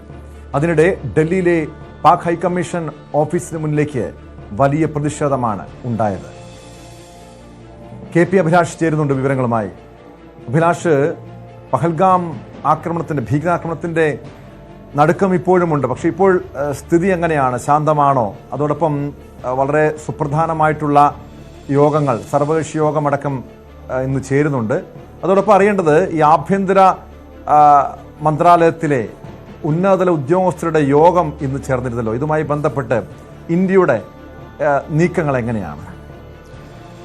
ടോം, പഹൽഗാം തീവ്രവാദി ആക്രമണത്തിന് ശേഷം കശ്മീർ പൂർണ്ണമായും ശാന്തമാണ് എന്ന് നമുക്ക് സാങ്കേതികമായി പറയാൻ സാധിക്കില്ല. ആക്രമണമുണ്ടായി മിനിറ്റുകൾക്കകം തന്നെ സൈനികർ അവിടേക്ക് ഇരച്ചെത്തുകയും പഹൽഗാം ഉൾപ്പെടെ ജമ്മു കാശ്മീരിന്റെ നിയന്ത്രണം പൂർണ്ണമായും ഏറ്റെടുക്കുകയും ചെയ്തു. ഇപ്പോഴും ലക്ഷക്കണക്കിന് സഞ്ചാരികൾ ആണ് വിവിധ ഭാഗങ്ങളിൽ നിന്ന് ജമ്മു കാശ്മീരിൽ തുടരുന്നത്. എന്നാൽ അവർ സുരക്ഷിതരായി അവിടെ തന്നെ തുടരുവാനുള്ള സാഹചര്യം ഇന്ത്യൻ സൈന്യം ഒരുക്കി നൽകുന്നു എന്നുള്ളതാണ്. കേരളത്തിൽ നിന്ന് ഉൾപ്പെടെ പുറപ്പെട്ടിട്ടുള്ള സഞ്ചാരികളൊന്നും തന്നെ ഏതെങ്കിലും തരത്തിലുള്ള ആശങ്ക ഈ ഘട്ടത്തിൽ പ്രകടിപ്പിക്കുകയോ തിരിച്ചു വരുന്നതിനെക്കുറിച്ച് സൂചിപ്പിക്കുകയോ ചെയ്യുന്നില്ല. മറ്റ് ഇതര വിനോദസഞ്ചാര കേന്ദ്രങ്ങളിൽ ഒക്കെ തന്നെ കർശന സുരക്ഷാ സംവിധാനങ്ങളോടെയും പരിശോധനയോടും കൂടി ആളുകൾക്ക് എത്തുവാനുള്ള സാഹചര്യമുണ്ട്. അതേസമയം ഭീകരർക്ക് വേണ്ടിയുള്ള തെരച്ചിൽ ഇപ്പോഴും തുടരുക തന്നെയാണ്. ഇതിനിടെ കഴിഞ്ഞ ദിവസം നമ്മൾ റിപ്പോർട്ട് ചെയ്തതാണ്, ബാരാമുള്ള, കുൽഗാം ഉൾപ്പെടെയുള്ള മേഖലകളിൽ തീവ്രവാദികളെ വധിച്ച സാഹചര്യം ഉണ്ടാകുന്നു. ഇന്ന് ഉദ്ധംപൂർ ജില്ലയിൽ ആണ് ഇത്തരത്തിൽ ഏറ്റുമുട്ടൽ നടന്നിട്ടുള്ളത്. ഭീകരരുടെ വെടിയുതിർത്തതിനെ തുടർന്ന് ഒരു സൈനികന് വീരമൃത്യു വരിക്കേണ്ടതായി വന്നിട്ടുണ്ട്. ഇപ്പോഴും അവിടെ ഏറ്റുമുട്ടൽ തുടരുകയും ഈ തീവ്രവാദികൾക്ക് വേണ്ടിയുള്ള തിരച്ചിൽ ശക്തമാക്കുകയും ചെയ്തിട്ടുണ്ട്. ഇന്റലിജൻസ് റിപ്പോർട്ട് അനുസരിച്ച്, IB റിപ്പോർട്ട് അനുസരിച്ച് 70ഓളം തീവ്രവാദികൾ പല സമയങ്ങളിലായി കശ്മീരിന്റെ വിവിധ ഭാഗങ്ങളിൽ കടന്നുകൂടിയിട്ടുണ്ട് എന്നുള്ളതാണ്. അവരിൽ ഒരു വിഭാഗമാണ് കഴിഞ്ഞ ദിവസം ആക്രമണം നടത്തിയത് എന്നുള്ളതാണ്. ഒരു പക്ഷേ മറ്റുള്ളവർ ജമ്മു കാശ്മീരിൽ തുടരുകയോ അല്ലായെങ്കിൽ തിരിച്ചു പോവുകയോ ചെയ്തിട്ടുണ്ടാകും. പക്ഷെ പൂർണ്ണമായും അങ്ങനെ പോയിട്ടില്ല എന്ന് തന്നെയാണ് വ്യക്തമാകുന്നത്. അതിൻ്റെ അടിസ്ഥാനത്തിൽ തന്നെയുള്ള ഊർജിതമായ തെരച്ചിൽ ആണ് നടക്കുന്നത്. മറ്റൊന്ന് ടോം സൂചിപ്പിച്ചത് ഇപ്പോൾ നടക്കുന്ന ഉന്നതതല ചർച്ചകൾ ആണ്. എന്തായാലും ഈ തീവ്രവാദ ആക്രമണത്തിന് തൊട്ടു പിന്നാലെ ഇന്ത്യ അതിശക്തമായ നടപടികൾ ആണ് നയതന്ത്ര തലത്തിൽ സ്വീകരിച്ചത്. ഒരു നയതന്ത്ര യുദ്ധം എന്ന് തന്നെ നമുക്ക് അതിനെ വിലയിരുത്താൻ സാധിക്കും. കാരണം ഇതിനു മുമ്പ് 1965-ലും 71-ലും ഇന്ത്യയും പാകിസ്ഥാനും തമ്മിൽ നേരിട്ട് യുദ്ധത്തിൽ ഏർപ്പെട്ട കാലഘട്ടത്തിൽ പോലും സ്വീകരിക്കാത്ത കടുത്ത നയതന്ത്ര നടപടികൾ ആണ് ഇന്ത്യ ഇപ്പോൾ സ്വീകരിച്ചിട്ടുള്ളത്. അതിലേറ്റവും പ്രധാനപ്പെട്ടത് എന്നത് നമ്മൾ നേരത്തെ റിപ്പോർട്ട് ചെയ്യുന്ന സിന്ധു നദീജല കരാർ ഉടമ്പടി മരവിപ്പിച്ചു എന്നുള്ളതാണ്. വാഗ അതിർത്തി അടയ്ക്കുന്നു എന്നുള്ളതാണ്. അതോടൊപ്പം തന്നെ ഇന്ത്യയിലെ നയതന്ത്ര ഉദ്യോഗസ്ഥരോട് രാജ്യം വിടണം എന്ന് ആവശ്യപ്പെടുന്നു. പാകിസ്ഥാനിലെ നയതന്ത്ര ഉദ്യോഗസ്ഥരെ തിരികെ വിളിക്കുന്നു. പാകിസ്ഥാൻ സ്വദേശികളായിട്ടുള്ളവർക്ക് 48 മണിക്കൂറിനകം രാജ്യം വിടണമെന്ന് അന്ത്യശാസനം നൽകുന്നു. ഇതിൽ മറ്റൊരു കാര്യം കൂടി എടുത്തു പറയേണ്ടത്, നയതന്ത്ര തലത്തിലെ മറ്റൊരു നടപടി ഇന്ത്യയുടെ ഭാഗത്ത് നിന്ന് ഉണ്ടായിട്ടുള്ളത്, ഇന്ത്യയിലെ പാകിസ്ഥാന്റെ നയതന്ത്രജ്ഞൻ ആയിട്ടുള്ള സാദ് അഹമ്മദ് വാറിച്ചിനെ നേരിട്ട് ഇന്ത്യ വിളിപ്പിക്കുകയും ഈ നയതന്ത്ര തലത്തിൽ എടുത്തിട്ടുള്ള നടപടികൾ എന്തൊക്കെയെന്ന് വിശദീകരിക്കുകയും ചെയ്തു. അതിനൊപ്പം തന്നെ സാദ് അഹമ്മദിനോട് രാജ്യം വിടണം, നിങ്ങൾ അസ്വീകാര്യനാണ് എന്ന് രേഖാമൂലം അറിയിക്കുന്നു. ഒരു പക്ഷേ നമുക്കതിനെ ടെക്നിക്കലി എന്ന് തോന്നാം. പക്ഷേ ഈ രാജ്യങ്ങൾ തമ്മിലുള്ള നയതന്ത്ര ബന്ധത്തിൽ ഏറ്റവും പ്രധാനപ്പെട്ട ഒരു പുറത്താക്കൽ രീതിയാണ് അസ്വീകാര്യൻ എന്ന നിലയിലുള്ള പുറത്താക്കൽ. അങ്ങനെ കടുത്ത നടപടിയാണ് ഇന്ത്യ സ്വീകരിച്ചുകൊണ്ടിരിക്കുന്നത്. അതോടൊപ്പം തന്നെ പാകിസ്ഥാൻ സർക്കാരിൻ്റെ സോഷ്യൽ മീഡിയ അക്കൗണ്ടുകൾ അടക്കം ഇന്ത്യയിൽ മരവിപ്പിക്കുന്നു. പാക് സർക്കാരിൻ്റെ X അക്കൗണ്ട് നിലവിൽ മരവിപ്പിച്ചു കഴിഞ്ഞിരിക്കുന്നു. സാങ്കേതികമായി നമുക്ക് ടോം ഇങ്ങനെ പറയാം, അതായത് പാകിസ്ഥാൻ എന്ന രാജ്യവുമായി ഒരു ബന്ധം തുടരും എന്നതിനപ്പുറത്ത് നയതന്ത്ര ബന്ധം ഏതാണ്ട് പൂർണ്ണമായും വിച്ഛേദിക്കപ്പെട്ടിരിക്കുന്നു. അങ്ങനെ ലോക രാജ്യങ്ങൾക്കിടയിൽ തന്നെ പാകിസ്ഥാൻ തീവ്രവാദത്തിന്റെ വിളനിലമാണ് എന്ന് ഒരിക്കൽ കൂടി ഇന്ത്യ തുറന്നു കാട്ടുകയും അങ്ങനെ പാകിസ്ഥാനെ ഒറ്റപ്പെടുത്താനുള്ള നീക്കവും തന്നെയാണ് നടക്കുന്നത്. മാത്രവുമല്ല, വ്യാപാര ഇടനാഴികൾ ഉൾപ്പെടെ അടയ്ക്കുന്നതോടുകൂടി പാകിസ്ഥാൻ വലിയ സാമ്പത്തിക പ്രതിസന്ധിയിലേക്ക് കടക്കും എന്നുള്ളതാണ് പൊതുവെ വിലയിരുത്തപ്പെടുന്നത്. മാത്രവുമല്ല, ഈ നദീജല കരാർ മരവിപ്പിച്ചു നിർത്തുമ്പോൾ പാകിസ്ഥാന്റെ കാർഷിക മേഖലയെ, പ്രത്യേകിച്ച് പഞ്ചാബ് പ്രവിശ്യയെ അടക്കം അത് പ്രതികൂലമായി ബാധിക്കും. ഏതാണ്ട് പാകിസ്ഥാന്റെ കാർഷിക മേഖലയിലെ 80% ഈ നദീജലത്തെ ആശ്രയിച്ചാണ് മുന്നോട്ട് പോകുന്നത് എന്നതുകൊണ്ട് തന്നെയാണ് ഇതിനെ ഒരു നയതന്ത്ര യുദ്ധം എന്ന് തന്നെ നമുക്ക് വിലയിരുത്താൻ സാധിക്കുന്നത്. ഇനി എന്താകും ഇന്ത്യയുടെ ഭാഗത്ത് നിന്നുണ്ടാകുന്ന സൈനിക നീക്കം എന്നുള്ളതാണ് എല്ലാവരും ഉറ്റുനോക്കുന്നത്. അതിൽ എടുത്തു പറയേണ്ടത്, ഇന്ത്യയെ പോലെ ഒരു രാജ്യത്തെ സംബന്ധിച്ചിടത്തോളം നയതന്ത്ര ബന്ധങ്ങൾ, അന്താരാഷ്ട്ര ചട്ടങ്ങൾ എല്ലാം പാലിക്കുന്ന, ബഹുമാനിക്കുന്ന രാജ്യം ആണ്. അതുകൊണ്ട് തന്നെ ഇതിനു മുമ്പ് നമുക്കറിയാം, ഉറി, പുൽവാമ പോലെയുള്ള ഭീകരാക്രമണങ്ങൾക്ക് കൃത്യമായ മറുപടി നൽകിയത് അതിർത്തി കടന്നായിരുന്നു. അങ്ങനെ ആക്രമണം നടത്തി എന്ന് ഇന്ത്യ ലോകരാജ്യങ്ങളോട് വിളിച്ചു പറയുകയും ചെയ്തതാണ്. അതിന് കാരണമായിട്ടുള്ള തെളിവുകൾ ഇന്ത്യ ശേഖരിച്ചിരുന്നു. ഇപ്പോൾ തന്നെ നമുക്കറിയാം, മുംബൈ ഭീകരാക്രമണത്തിന്റെ സൂത്രധാരന്മാരിൽ ഒരാളായ തഹാവൂർ റാണയെ നയതന്ത്ര വിജയത്തിലൂടെ ഇന്ത്യയിലേക്ക് തിരികെ എത്തിച്ച ഒരു സാഹചര്യമുണ്ട്. അതിന് കാരണം എന്നത് ആ ഭീകരാക്രമണത്തിന് പിന്നിൽ പ്രവർത്തിച്ചവർ ആരൊക്കെ എന്നത് സംബന്ധിച്ച കൃത്യമായ തെളിവുകൾ നമ്മുടെ രഹസ്യാന്വേഷണ വിഭാഗത്തിന് ശേഖരിക്കാൻ സാധിച്ചു എന്നുള്ളതാണ്. ഇപ്പോൾ ഇന്ത്യയെ സംബന്ധിച്ചിടത്തോളം ഒരു സൈനിക തിരിച്ചടിയിലേക്ക് മുതിരുന്നതിന് മുമ്പ് ഈ ഭീകരാക്രമണം പാകിസ്ഥാൻ സ്പോൺസേഡ് ഭീകരാക്രമണം ആണ് എന്ന് തെളിയിക്കേണ്ടതുണ്ട്. അതോടൊപ്പം തന്നെ പാക് സൈനികരുടെ സഹായം ഇതിന് എങ്ങനെ ലഭിച്ചു എന്നതിന്റെ തെളിവുകൾ ശേഖരിക്കേണ്ടതുണ്ട്. ഈ സംഘത്തിൽ തന്നെ പാകിസ്ഥാനിലെ മുൻ ഉദ്യോഗസ്ഥർ ഉണ്ടായിരുന്നു എന്ന കണ്ടെത്തലിലേക്ക് തീർച്ചയായും അഭിലാഷ്, കാരണം തുടക്കത്തിൽ തന്നെ ഇത് പാകിസ്ഥാന്റെ അറിവോടുകൂടി തന്നെയാണ് ഇത്തരം ഒരു ഭീകരാക്രമണം ഉണ്ടായതെന്ന ആക്ഷേപം ഉയർന്നിരുന്നു. മാത്രമല്ല ചില പാകിസ്ഥാനിലെ ക്രിക്കറ്റ് താരങ്ങൾ, മുൻ ക്രിക്കറ്റ് താരങ്ങളൊക്കെ ഇതിനെ അപലപിച്ചുകൊണ്ട്, പാകിസ്ഥാൻ ഗവൺമെന്റിനെ അപലപിച്ചുകൊണ്ട് വിമർശനവുമായി രംഗത്തെത്തിയിട്ടുണ്ട്. മറ്റ് കാനഡ, ചൈന പോലുള്ള രാജ്യങ്ങളും ഈ വിഷയത്തിൽ പഹൽഗാം ഭീകരാക്രമണത്തിൽ ഇന്ത്യക്കൊപ്പമാണ് എന്ന് പ്രഖ്യാപിക്കുകയും ചെയ്യുന്ന സാഹചര്യത്തിൽ പാകിസ്ഥാൻ ഒരു വശത്ത് ഒറ്റപ്പെടുന്നൊരു സാഹചര്യമുണ്ടല്ലോ. മാത്രമല്ല നേരത്തെ അഭിലാഷ് സൂചിപ്പിച്ചതുപോലെ ഇന്ത്യയുടെ സൈനിക നീക്കം മുൻകൂട്ടി ഒരു പക്ഷേ പാകിസ്ഥാൻ കാണുന്നുണ്ടായിരിക്കും. അതുകൊണ്ട് തന്നെ ആയിരിക്കാം നാവികാഭ്യാസമൊക്കെ പാകിസ്ഥാനും പ്രഖ്യാപിക്കുന്നുണ്ട്. അത്തരം നീക്കങ്ങളും പാകിസ്ഥാന്റെ ഭാഗത്തുനിന്നുണ്ടാകുന്നുണ്ട്. ഇത് പാകിസ്ഥാൻ സ്പോൺസേഡ് ഒരു ആക്രമണമാണ്, ഭീകരാക്രമണമാണ് ഉണ്ടായതെന്ന് സ്ഥാപിക്കാൻ ഇന്ത്യക്ക് ഈ സമയം കൊണ്ട് കഴിഞ്ഞിട്ടുണ്ടോ അഭിലാഷ്? തീർച്ചയായും ലോകരാഷ്ട്രങ്ങളുടെ പ്രതികരണങ്ങളിൽ നിന്ന് തന്നെ അത് വ്യക്തമാണ്. പ്രത്യേകിച്ച് American vice president JD Vance ഇന്ത്യയിൽ തുടരുന്നതിന് ഇടയിൽ ആയിരുന്നു ഇങ്ങനെ ഒരു ആക്രമണം നടന്നത്. ഒപ്പം ഈ ഇന്ത്യൻ പ്രധാനമന്ത്രി സൗദിയിലായിരുന്നപ്പോൾ, പ്രത്യേകിച്ച് ഈ അറബ് രാജ്യങ്ങളുമൊക്കെയായി ഇന്ത്യക്ക് ഉള്ള ഊഷ്മളമായ ബന്ധം, ആ ബന്ധം ഒരിക്കൽ കൂടി ഊട്ടിയുറപ്പിക്കുന്ന, അവിടെ ആതിഥേയത്വം വഹിച്ച് സൗദിയുടെ ആവശ്യപ്രകാരം പ്രധാനമന്ത്രി അവിടെ എത്തുമ്പോഴാണ് ഇങ്ങനെ ഒരു ആക്രമണം നടന്നത് എന്നുള്ളതാണ്. മാത്രമല്ല ഇപ്പോൾ കൂടുതൽ ഈ ആക്രമണത്തിന്റെ ദൃശ്യങ്ങളടക്കം പുറത്തു വരുന്നു. ഈ ആക്രമണം ഉണ്ടായ സമയത്ത് തന്നെ ഉണ്ടായിട്ടുള്ള പ്രതികരണങ്ങൾ നമുക്കറിയാം. പലപ്പോഴും തെറ്റായ സന്ദേശങ്ങൾ അല്ലെങ്കിൽ അത്തരം വ്യാജ വീഡിയോകളൊക്കെ പ്രചരിക്കുക എന്നത് സ്വാഭാവികമാണ്. പക്ഷേ ഇവിടെ നമുക്കറിയാം ആക്രമണം നടന്ന നിമിഷം തന്നെ ആ ഇരകളാക്കപ്പെട്ടവർ, രക്ഷപ്പെട്ടവരുടെ പ്രതികരണങ്ങൾ വളരെ വ്യക്തമായിരുന്നു. അതായത് കൃത്യമായി ആയുധങ്ങൾ ഉപയോഗിച്ചുകൊണ്ട്, നിങ്ങളുടെ ജാതി ഏത് എന്ന് അന്വേഷിച്ചുകൊണ്ട് വളരെ കൃത്യമായി ഇന്ത്യയിൽ ഒരു മതസ്പർദ്ധ വളർത്തുക എന്ന ലക്ഷ്യത്തോടു കൂടി നടന്നിട്ടുള്ള ആക്രമണമാണ്. അതിന്റെ കൂടുതൽ ഫുട്ടേജുകൾ അടക്കം ശേഖരിക്കുന്നു. ഒപ്പം ടോം സൂചിപ്പിച്ച ഒന്ന്, അതായത് പാകിസ്ഥാന്റെ കൃത്യമായ അറിവോടെ എന്ന് തന്നെയാണ് ഇന്റലിജൻസ് വൃത്തങ്ങൾക്ക് ലഭിച്ചിട്ടുള്ള വിവരം. അതായത് ഇങ്ങനെ ഒരു ആക്രമണത്തിന് ഏതാണ്ട് 4 മാസം മുമ്പ് തന്നെ പാക് സൈന്യം തയ്യാറെടുത്തിരുന്നു എന്നുള്ളതാണ്, ഈ തീവ്രവാദികളെ ഇന്ത്യൻ മണ്ണിലേക്ക് അയക്കുന്നതിനും അവർക്ക് സംരക്ഷണം ഒരുക്കുന്നതിനും. അതുകൊണ്ട് തന്നെ ഇന്ത്യയുടെ അതിർത്തി പ്രദേശങ്ങളിൽ പാകിസ്ഥാൻ വലിയ തോതിൽ സൈനിക വിന്യാസം നടത്തിയിട്ടുണ്ട് എന്നാണ് മനസ്സിലാക്കാൻ സാധിക്കുന്നത്. അതോടൊപ്പമാണ് ടോം സൂചിപ്പിച്ച സൈനിക അഭ്യാസത്തിന്, അറബിക്കടലിൽ സൈനിക അഭ്യാസത്തിന് അടക്കം പാകിസ്ഥാൻ മുതിരുന്നു എന്ന് മാത്രവുമല്ല, കറാച്ചി തീരത്ത് ഇപ്പോൾ മിസൈൽ പരീക്ഷണത്തിന് അടക്കം ആണ് പാകിസ്ഥാൻ തയ്യാറെടുക്കുകയും ചെയ്യുന്നത്. അതിൽ നിന്ന് തന്നെ വ്യക്തമാണ് ഇന്ത്യയിൽ നിന്ന് കൃത്യമായ ഒരു തിരിച്ചടി ഉണ്ടാകുമെന്നും ആ തിരിച്ചടിയെ നേരിടേണ്ട സാഹചര്യമുണ്ട് എന്നും പാകിസ്ഥാൻ മനസ്സിലാക്കുന്നു. പക്ഷേ പാകിസ്ഥാനെ സംബന്ധിച്ചിടത്തോളം അപ്രതീക്ഷിതമായ ഒരു അടി എന്നത് ഈ നയതന്ത്ര ബന്ധങ്ങളെ ഇത്രമേൽ മോശമാക്കുന്ന, അല്ലെങ്കിൽ ഏതാണ്ട് പൂർണ്ണമായും വിച്ഛേദിക്കുന്ന തരത്തിലുള്ള കടുത്ത നിലപാടുകളിലേക്ക് ഇന്ത്യ പോകുമെന്ന് ഒരു പക്ഷേ പാകിസ്ഥാൻ പ്രതീക്ഷിച്ചിട്ടുണ്ടാവില്ല. സൈനികമായ ഒരു തിരിച്ചടി പാകിസ്ഥാൻ ഉറപ്പായും പ്രതീക്ഷിക്കുന്നത് തന്നെയാണ്. അവിടെയും ഇന്ത്യയെ സംബന്ധിച്ചിടത്തോളം ഈ അന്താരാഷ്ട്ര മര്യാദകളെല്ലാം തന്നെ പാലിക്കുന്ന രാജ്യം ആണ്. നമുക്കറിയാം ഇതിനു മുമ്പ് തിരിച്ചടികൾ ഇന്ത്യ നൽകുമ്പോഴും സാധാരണക്കാരായ ആളുകളെ, പാകിസ്ഥാൻ പൗരന്മാരെ ഒന്നും ബാധിക്കുന്ന തരത്തിലല്ല, മറിച്ച് പാകിസ്ഥാനിലെ സൈന്യത്തിന്റെ പിന്തുണയോടുകൂടി അവർ സംരക്ഷണം ഒരുക്കുന്ന തീവ്രവാദ ക്യാമ്പുകളിൽ ആണ് ഇന്ത്യ മിന്നലാക്രമണങ്ങൾ നടത്തിയിട്ടുള്ളത്. അങ്ങനെയുള്ള ഒരു തിരിച്ചടിക്ക് തന്നെയാണ് ഇന്ത്യ തയ്യാറെടുക്കുന്നത്. അത് പക്ഷേ എപ്പോഴായിരിക്കുമെന്നത് സംബന്ധിച്ച് നമുക്ക് വാർത്തകൾ, വിവരങ്ങൾ ലഭ്യമാവുകയില്ല. അല്പസമയം മുമ്പ് അടക്കം നടന്നുകൊണ്ടിരിക്കുന്ന ഉന്നതതല യോഗങ്ങൾ. അഭിലാഷ്, അതോടൊപ്പം അറിയേണ്ടത് ഇപ്പോൾ ഇത്തരം ഒരു പ്രകോപനം പാകിസ്ഥാന്റെ ഭാഗത്തുനിന്ന് ഉണ്ടാകാനുള്ള കാരണം എന്താണെന്നാണ്. കാരണം ഒരു പരിധിവരെയും അതിർത്തി വളരെ ശാന്തമായി മുന്നോട്ട് പോവുകയായിരുന്നു കഴിഞ്ഞ കുറേ നാളുകളായി.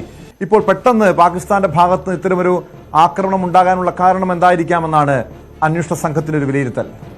ടോം, ഇതിൽ ഈ ഇന്റലിജൻസ് വിഭാഗം നേരത്തെ തന്നെ ഏതാണ്ട് മാർച്ച് മാസത്തിൽ തന്നെ കൃത്യമായ മുന്നറിയിപ്പ് നൽകിയിരുന്നു എന്ന റിപ്പോർട്ടുകൾ ഇപ്പോൾ പുറത്തു വരുന്നുണ്ട്. ചില വീഴ്ചകൾ ഇന്റലിജൻസ് വിഭാഗം നൽകിയ റിപ്പോർട്ടിന്മേൽ തുടർ നടപടികൾ സ്വീകരിക്കുന്നതിലടക്കം ഉണ്ടായിട്ടുണ്ട് എന്ന നിരീക്ഷണങ്ങളൊക്കെ ഇപ്പോൾ പുറത്തു വരുന്നുണ്ട്. ഒരു പക്ഷേ വരും ദിവസങ്ങളിൽ അത് കൂടുതൽ ചർച്ച ചെയ്യപ്പെട്ടേക്കാം. ടോം ചോദിച്ച ചോദ്യത്തിന് വളരെ കൃത്യമായി നമുക്ക് മറുപടി നൽകാൻ സാധിക്കുന്നത്, കഴിഞ്ഞ കുറേ മാസങ്ങളായി പാകിസ്ഥാൻ വലിയ പ്രതിസന്ധി നേരിട്ടുകൊണ്ടിരിക്കുകയാണ്. അവിടെ പൊളിറ്റിക്കൽ രാഷ്ട്രീയ പാർട്ടികൾ രാഷ്ട്രീയ പാർട്ടികൾ തമ്മിലുള്ള വൈരാഗ്യം അല്ലെങ്കിൽ അസ്വാരസ്യങ്ങൾ അതിശക്തമായിരുന്നു. അങ്ങനെ പാകിസ്ഥാൻ ഒരു അരക്ഷിതാവസ്ഥയിലേക്ക് പോകുന്ന സാഹചര്യം ഉണ്ടാകുന്നു. അതിന് ഇടയിൽ ആയിരുന്നു പാക് സൈന്യത്തെ ഞെട്ടിപ്പിക്കുന്ന തരത്തിൽ ബലൂചിസ്ഥാൻ തീവ്രവാദികളുടെ ഭാഗത്ത് നിന്ന് ട്രെയിൻ തട്ടിക്കൊണ്ടുപോയ സാഹചര്യം ഉണ്ടാകുന്നത്.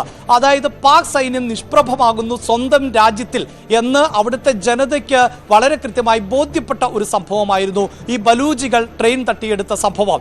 ഇതിന് പുറമെയാണ് പാകിസ്ഥാനിലെ മറ്റൊരു മേഖലയിൽ തെഹരിക്കെ താലിബാന്റെ സ്വാധീനം വർദ്ധിച്ചു വരികയും അവരൊരു സായുധ സംഘമായി ആ പ്രദേശത്ത് കീഴടക്കി വെക്കുകയുമാണ് ചെയ്തിട്ടുള്ളത്. അതായത് പാകിസ്ഥാനെ സംബന്ധിച്ചിടത്തോളം പാകിസ്ഥാൻ എന്ന രാഷ്ട്രവാദം തന്നെ തകരുന്ന സാഹചര്യവും സൈന്യത്തിന്മേലുള്ള വിശ്വാസം ജനങ്ങൾക്ക് നഷ്ടമാകുന്ന സാഹചര്യവും പാകിസ്ഥാൻ തന്നെ ബലൂച്ച് എന്ന വിഭാഗം അല്ലെങ്കിൽ ബലൂചിസ്ഥാൻ എന്നതൊരു പ്രത്യേക രാജ്യമായി തന്നെ മാറ്റണമെന്ന് ആവശ്യപ്പെടുന്ന വിഘടനവാദികളുടെ ഭൂപ്രദേശമായി അവിടെ മാറുകയും ഒക്കെ ചെയ്യുമ്പോൾ ഇന്ത്യയെ പോലൊരു രാജ്യത്തിൽ ആക്രമിക്കുക അല്ലെങ്കിൽ ഇത്തരം തീവ്രവാദി ആക്രമണങ്ങൾ നടത്തി അവിടുത്തെ രാജ്യവികാരത്തെ പിടിച്ചു നിർത്തുക, അതാണ് പ്രധാന ലക്ഷ്യം എന്നത് നമുക്ക് അതിന് തെളിവായി തന്നെ നൽകാൻ സാധിക്കുന്നത് കഴിഞ്ഞ ദിവസം പാകിസ്ഥാന്റെ സൈനിക മേധാവി നടത്തിയ പ്രസംഗം തന്നെയാണ് അതിന് ഏറ്റവും തെളിവായി മാറുന്നത്. ജനറൽ അസീം മുനീർ ആയിരുന്നു ഇത്തരത്തിലൊരു പ്രസംഗം നടത്തിയത്. അതിന്റെ ഉള്ളടക്കം എന്നത് ബലൂചിസ്ഥാനികൾ ഉൾപ്പെടെ നടത്തുന്ന ഈ തീവ്രവാദ ആക്രമണങ്ങൾക്ക് പിന്നിൽ ആര് എന്ന് നമുക്കറിയാം എന്ന് പാകിസ്ഥാൻ പറയുന്നു. അത് ഇന്ത്യയെ ഉദ്ദേശിച്ചുകൊണ്ടാണ് അങ്ങനെ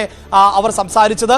ഒപ്പം നമ്മുടെ അയൽ രാജ്യവും നമ്മളും തമ്മിലുള്ള വ്യത്യാസം എന്നത് പാകിസ്ഥാൻ മതാധിഷ്ഠിതമായ രാജ്യമാണ്, അത് ഇസ്ലാമിക ചിന്തകളാൽ മുന്നോട്ട് പോകുന്ന രാജ്യമാണ്. ആ അസ്തിത്വം നിലനിർത്തുന്നതിന് വേണ്ടി നമ്മൾ എല്ലാവരും പൊരുതണം എന്ന തരത്തിൽ ഉള്ള വാചകങ്ങൾ ഇപ്പോൾ പുറത്തു വരുന്നുണ്ട്. അദ്ദേഹം നടത്തിയ ഒരു പ്രസംഗം സാധാരണ ഒരു സൈനിക മേധാവി നടത്തുന്ന പ്രസംഗം അംഗങ്ങളുടെ സ്വഭാവമല്ല, പ്രസംഗത്തിന്റെ സ്വഭാവമായിരുന്നില്ല ആ പ്രസംഗത്തിന്. അതിൽ നിന്ന് തന്നെ വ്യക്തമാണ് പാകിസ്ഥാൻ നേരിടുന്ന പ്രതിസന്ധികൾ, അവിടുത്തെ കാർഷിക സാമ്പത്തിക മേഖലകളിൽ നേരിടുന്ന തിരിച്ചടി, അവിടുത്തെ കറൻസിക്കുണ്ടായിട്ടുള്ള മൂല്യച്യുതി, ഇതെല്ലാം വലിയ തോതിൽ പാക് ജനതയെ ബാധിക്കുന്നു. അതിന്റെ പ്രതിഫലനമാണ് ടോം നേരത്തെ സൂചിപ്പിച്ചതുപോലെ പാകിസ്ഥാൻ അകത്ത് നിന്ന് തന്നെ ഈ പ്രതിഷേധങ്ങൾ ഉണ്ടായത്. ഒപ്പം ഒരു കാര്യം കൂടി ടോം എടുത്തു പറയേണ്ടത്, ഈ ജമ്മു കാശ്മീർ എന്ന പ്രദേശത്ത് യുവാക്കൾക്കടക്കം തൊഴിലില്ലാതിരുന്ന സാഹചര്യമുണ്ട്. അവിടെ വലിയ സാമ്പത്തിക മുന്നേറ്റങ്ങൾ ഉണ്ടാക്കാൻ പറ്റാത്ത സാഹചര്യമുണ്ടായിരുന്നു. വിഘടനവാദി നേതാക്കൾ യുവാക്കളെ അടക്കം അവരുടെ ഗ്യാങ്ങുകളാക്കി മാറ്റിയിരുന്നു. അങ്ങനെ ഒരു സമയത്ത് പാകിസ്ഥാന് തീവ്രവാദ പ്രവർത്തനങ്ങൾ നടത്താൻ വളരെ എളുപ്പമായിരുന്നു. എന്നാൽ കഴിഞ്ഞ കുറച്ച് നാളുകളായി ഈ കശ്മീരിലേക്ക് സഞ്ചാരികളുടെ വലിയ ഒഴുക്കാണ്. ഈ കശ്മീരിലെ കണക്കുകൾ അനുസരിച്ച് 2024 2.5 കോടി സഞ്ചാരികൾ ആണ് കശ്മീരിൽ പലപ്പോഴായി എത്തിയത് എന്നുള്ളതാണ്. ഈ വർഷം അത് 5 കോടിയിലേക്ക് എത്തും എന്നുമാണ് മനസ്സിലാക്കിയത്.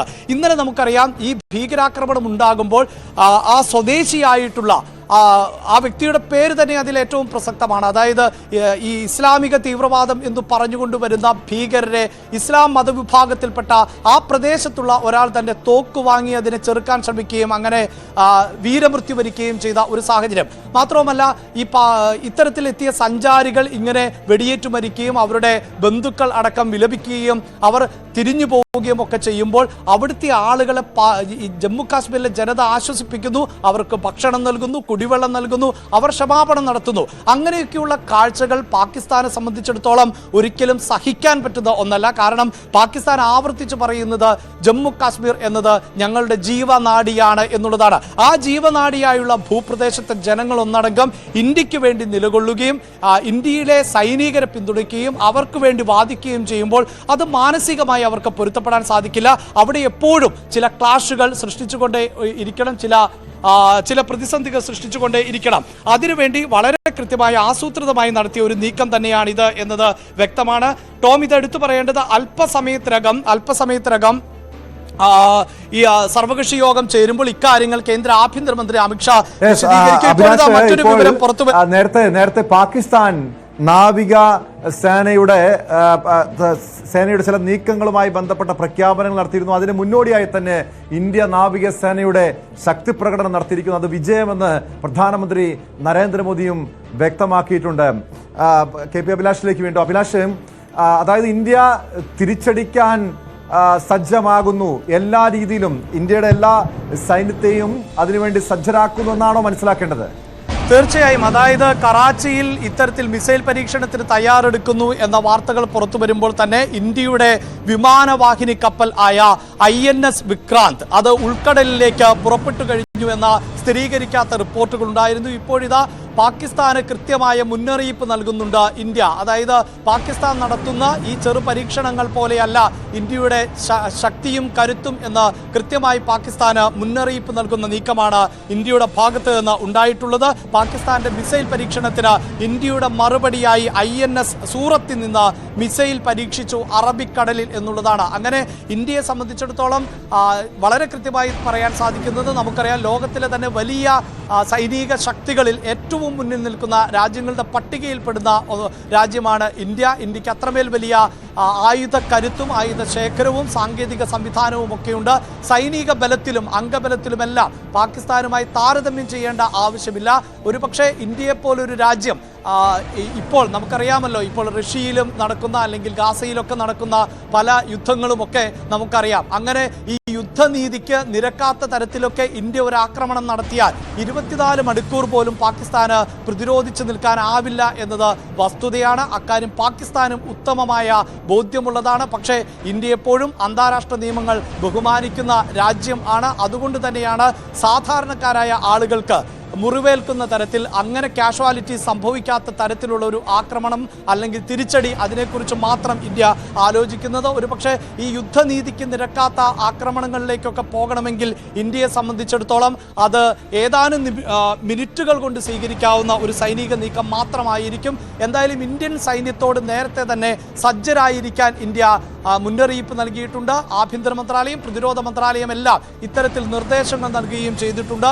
അങ്ങനെ ഏത് തരത്തിലാണ് എങ്കിൽ പോലും നമുക്കറിയാമല്ലോ, ഇപ്പോൾ ബലാക്കോട്ടിൽ ഇന്ത്യ നടത്തിയിട്ടുള്ള ആക്രമണം, അതായത് കൃത്യമായി ഈ പാക് അധിനിവേശ കശ്മീർ എന്നുള്ളതല്ല, മറിച്ച് പാകിസ്ഥാന്റെ മണ്ണിൽ നേരിട്ട് അവിടെ വ്യോമാക്രമണം നടത്തി മുന്നറിയിപ്പ് നൽകിയിട്ടുള്ള രാജ്യമാണ് ഇന്ത്യ. അതുപോലുള്ള ആക്രമണങ്ങൾക്ക് ഇന്ത്യക്ക് ശേഷിയുണ്ട് എന്ന് വളരെ കൃത്യമായ മുന്നറിയിപ്പ് തന്നെയാണ് ഇന്ത്യ ഇത്തരം വ്യോമാഭ്യാസങ്ങളിലൂടെ അടക്കം അല്ലെങ്കിൽ സൈനിക അഭ്യാസങ്ങളിലൂടെ മുന്നോട്ട് വയ്ക്കുന്നത്. അല്പസമയത്തിനകം സർവകക്ഷി യോഗം ചേരുകയും ചെയ്യുന്നുണ്ട്. ഈ സർവകക്ഷി യോഗത്തിൽ ലോകരാഷ്ട്രങ്ങളടക്കം ഇന്ത്യക്ക് നൽകുന്ന പിന്തുണ, അതായത് ഈ തീവ്രവാദത്തെ അടിച്ചമർത്തുന്നതിന് എല്ലാ പിന്തുണയുമെന്ന് അമേരിക്കൻ പ്രസിഡന്റ് ഡൊണാൾഡ് ട്രംപ് അടക്കം ഇന്ത്യക്ക് നൽകിയിട്ടുള്ള ഉറപ്പ്.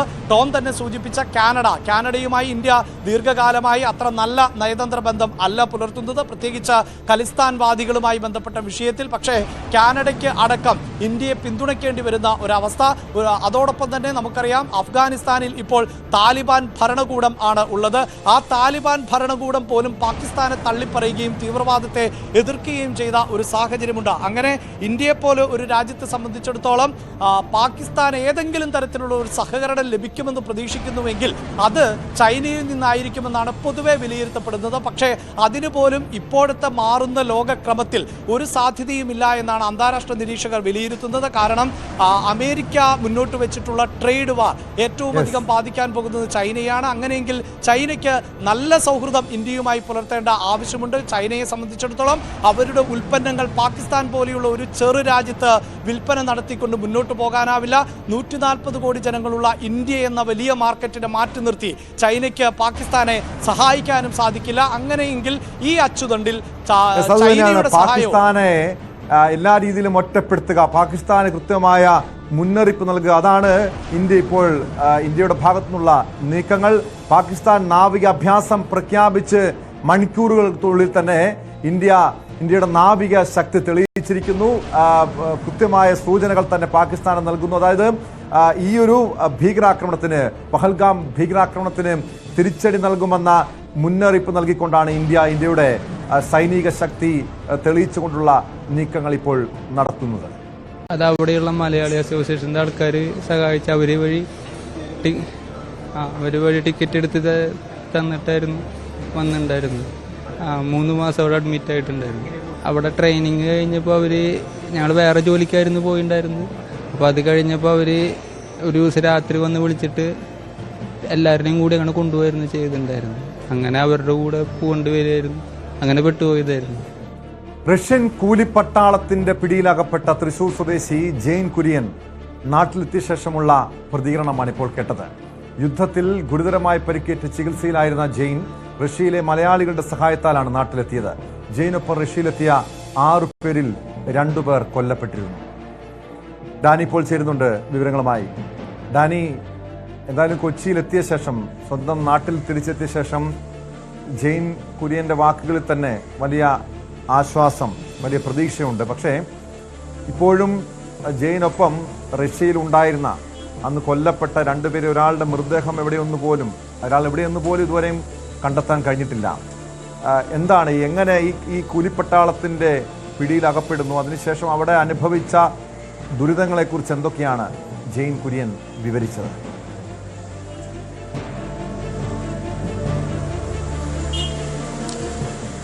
ടോം, ജെയിൻ കുര്യൻ അടക്കം അതായത് 6 പേരാണ് ഇവിടെ നിന്ന് ഒരു ഏജൻസി വഴി റഷ്യയിലേക്ക് എത്തുന്നത്. അവരെ വിവിധ ജോലികൾ, ഈ ഇലക്ട്രിക്കൽ ജോലികൾ, അങ്ങനെ പല ജോലികൾക്ക് വേണ്ടി അവരെ കൊണ്ടുപോകുന്ന രീതിയിൽ അവരെ ധരിപ്പിച്ചുകൊണ്ടാണ് ഇവരേക്ക് എത്തുന്നത്. പക്ഷെ പിന്നീട് അവർക്ക് മനസ്സിലാവുന്നു അവർ തൊഴിൽ തട്ടിപ്പിന് ഇരയാവുകയാണ്. ഈ കൂലിപ്പട്ടാളത്തിലേക്കുള്ള റിക്രൂട്ട്മെൻറ്റാണ് സത്യത്തിൽ നടന്നത് എന്നതടക്കമുള്ള കാര്യങ്ങൾ ഇവർക്ക് ബോധ്യപ്പെടുകയും എല്ലാം തന്നെ ചെയ്യുന്നു. പക്ഷെ മറ്റു വഴികളിൽ ഓടി രക്ഷപ്പെടാൻ ഒന്നും തന്നെ കഴിയാത്തൊരു സാഹചര്യത്തിലേക്ക് പോകുന്നു. അങ്ങനെ അവർക്ക് മനസ്സിലായി അവിടെ തങ്ങളെ കൊടുക്കുകയായിരുന്നു എന്നടക്കമുള്ള കാര്യങ്ങൾ മനസ്സിലായി. തുടർന്നാണ് ഇവർ രക്ഷപ്പെടാനുള്ള നിരന്തര ശ്രമങ്ങളിലേക്ക് പോകുന്നത്. അതിനിടയിൽ അവർ ഈ യുക്രൈനുമായുള്ള യുദ്ധത്തിൽ ഇവരെ നിയോഗിക്കപ്പെടുകയും എല്ലാം തന്നെ ചെയ്യുന്നുണ്ട്. ഇങ്ങനെ രക്ഷപ്പെടാനുള്ള ഒരു സാധ്യതകളും കാര്യങ്ങളും നിരന്തരമായി അന്വേഷിച്ചുകൊണ്ടിരിക്കുകയും ചെയ്യുന്നു. അതിനിടയിൽ ചിലർക്ക് ഈ 6 പേരിൽ ജെയിൻ മാരകമായിട്ട് മുറിവേൽക്കുകയും ചെയ്യുന്നു. ഇതിനിടയിൽ ജെയിൻ്റെ ബന്ധുവായ ബിപിൻ അവിടെ കൊല്ലപ്പെടുന്നു. ഒപ്പം തന്നെ സുധീഷ് ചന്ദ്രൻ എന്ന് പറയുന്ന ഒരാൾ കൂടി ഇതിൽ കൊല്ലപ്പെടുകയും ചെയ്യുന്നുണ്ട്. മറ്റുള്ളവരെ പല സമയങ്ങളിലായിട്ട് ഇവിടെ നാട്ടിലെത്തിക്കാനായിട്ടെല്ലാം തന്നെ സാധിക്കുകയും ചെയ്തു. ചില ഇടപെടലുകൾ മൂലമെല്ലാം തന്നെ നാട്ടിലെത്തിക്കാൻ സാധിച്ചു. അപ്പോഴും ഈ ജെയിൻ കുര്യൻ എങ്ങനെ തിരിച്ചെത്തും എന്നത് സംബന്ധിച്ച് വലിയ ആശങ്കകൾ നിലനിന്നിരുന്നു. ആദ്യഘട്ടത്തിൽ ഈ യുദ്ധമുഖത്ത് കൊല്ലപ്പെട്ട സുധീഷിൻ്റെ മൃതദേഹം ഇവിടേക്ക് എത്തിക്കാൻ സാധിച്ചു. പക്ഷേ അപ്പോഴും ഈ ബിപിൻ്റെ മൃതദേഹം കണ്ടുവെന്ന് ഇന്നിപ്പോൾ ജെയിൻ സംസാരിക്കുമ്പോഴെല്ലാം തന്നെ ജെയിൻ പറയുന്നു, മൃതദേഹം കണ്ടു, പക്ഷേ അത് കൊണ്ടുവരാൻ കഴിയുന്ന രീതിയിലേക്കല്ല, അങ്ങനെ ഒരു യുദ്ധമുഖത്തല്ല കിടക്കുന്നത്. ഇന്ന് അദ്ദേഹം വിവരിക്കുകയുണ്ടായി, അത് ഈ മൈനുകൾ കൂടുതലുള്ള മേഖലയിലായിരുന്നു അതുണ്ടായിരുന്നത്. അവിടെ നിന്ന് ഇത് മാറ്റുക, റിക്കവറി ചെയ്യുക എന്നത് ഒട്ടും നടക്കാത്ത രീതിയിലുള്ളൊരു കാര്യമാണ്. അങ്ങനെ കഴിയണമെങ്കിൽ അത് റഷ്യൻ സൈന്യം, നേരിട്ടുള്ള സൈന്യം തന്നെ അത്തരം കാര്യങ്ങൾക്ക് ഇടപെടണം.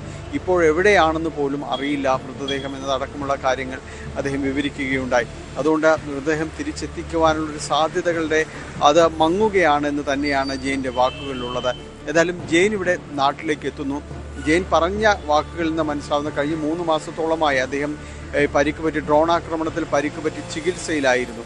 അപ്പോഴും ഈ സൈന്യം പറഞ്ഞിരുന്നത് ചികിത്സയ്ക്ക് ശേഷം തിരികെ പട്ടാള ക്യാമ്പിലേക്ക് എത്തണം എന്നതായിരുന്നു അവർ നൽകിയ നിർദ്ദേശം. ചികിത്സ പൂർത്തിയാകുന്നതോടുകൂടി തിരികെ വരിക എന്നതാണ്.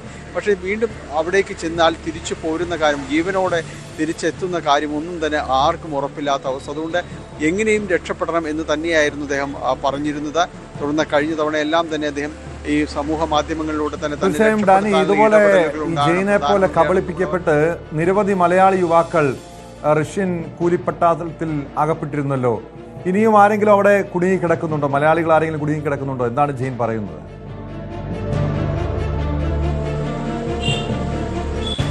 ജെയിൻ സൂചിപ്പിക്കുന്നത് അദ്ദേഹത്തിനൊപ്പം പോയവരെ കുറിച്ച് മാത്രമാണ് അദ്ദേഹത്തിന് അറിയാവുന്നത്, മലയാളികളായിട്ട് അറിയാവുന്നത്. മറ്റാരെങ്കിലും ഒരുപക്ഷെ ഉണ്ടാകാതിരിക്കാം അതിൻ്റെ ഒരു സാധ്യത. കാരണം ഇവരെല്ലാവരെയും കൊണ്ട് നിയോഗിക്കപ്പെടുന്നത് ഓരോ യുദ്ധമുഖങ്ങളിലാണ് കൊണ്ടുപോകുന്നത്. പല രാജ്യങ്ങളിൽ നിന്നുള്ള പലരും അവിടെ ഉണ്ട്. സ്വാഭാവികമായും അവരെയൊക്കെയാണ് കൂടുതലായിട്ട് കാണുക. ഇവർക്കൊപ്പം ഉണ്ടായിരുന്ന 6 പേരെക്കുറിച്ചാണ് ഇവർ പരസ്പരം അറിഞ്ഞിരുന്നത്. അവർ ഓരോരുത്തരായി തിരിച്ചെത്തുകയും ചെയ്തു. മറ്റുള്ളവരെക്കുറിച്ച്, മറ്റു മലയാളികൾ ഉൾപ്പെട്ടിട്ടുണ്ടോ എന്നതിനെക്കുറിച്ച് ജെയിന് ഇതുമായി ബന്ധപ്പെട്ടുകൊണ്ട് സംശയമുണ്ട്. പക്ഷേ ഈ റിക്രൂട്ടിംഗ് ഏജൻസി തൃശ്ശൂരിലുണ്ടായിരുന്ന ആ ഏജൻസിക്ക് അവരെ കേസെടുക്കുകയും അറസ്റ്റിലാവുകയും എല്ലാം തന്നെ ചെയ്തു. ഇപ്പോഴവർ ജാമ്യത്തിലാണ്.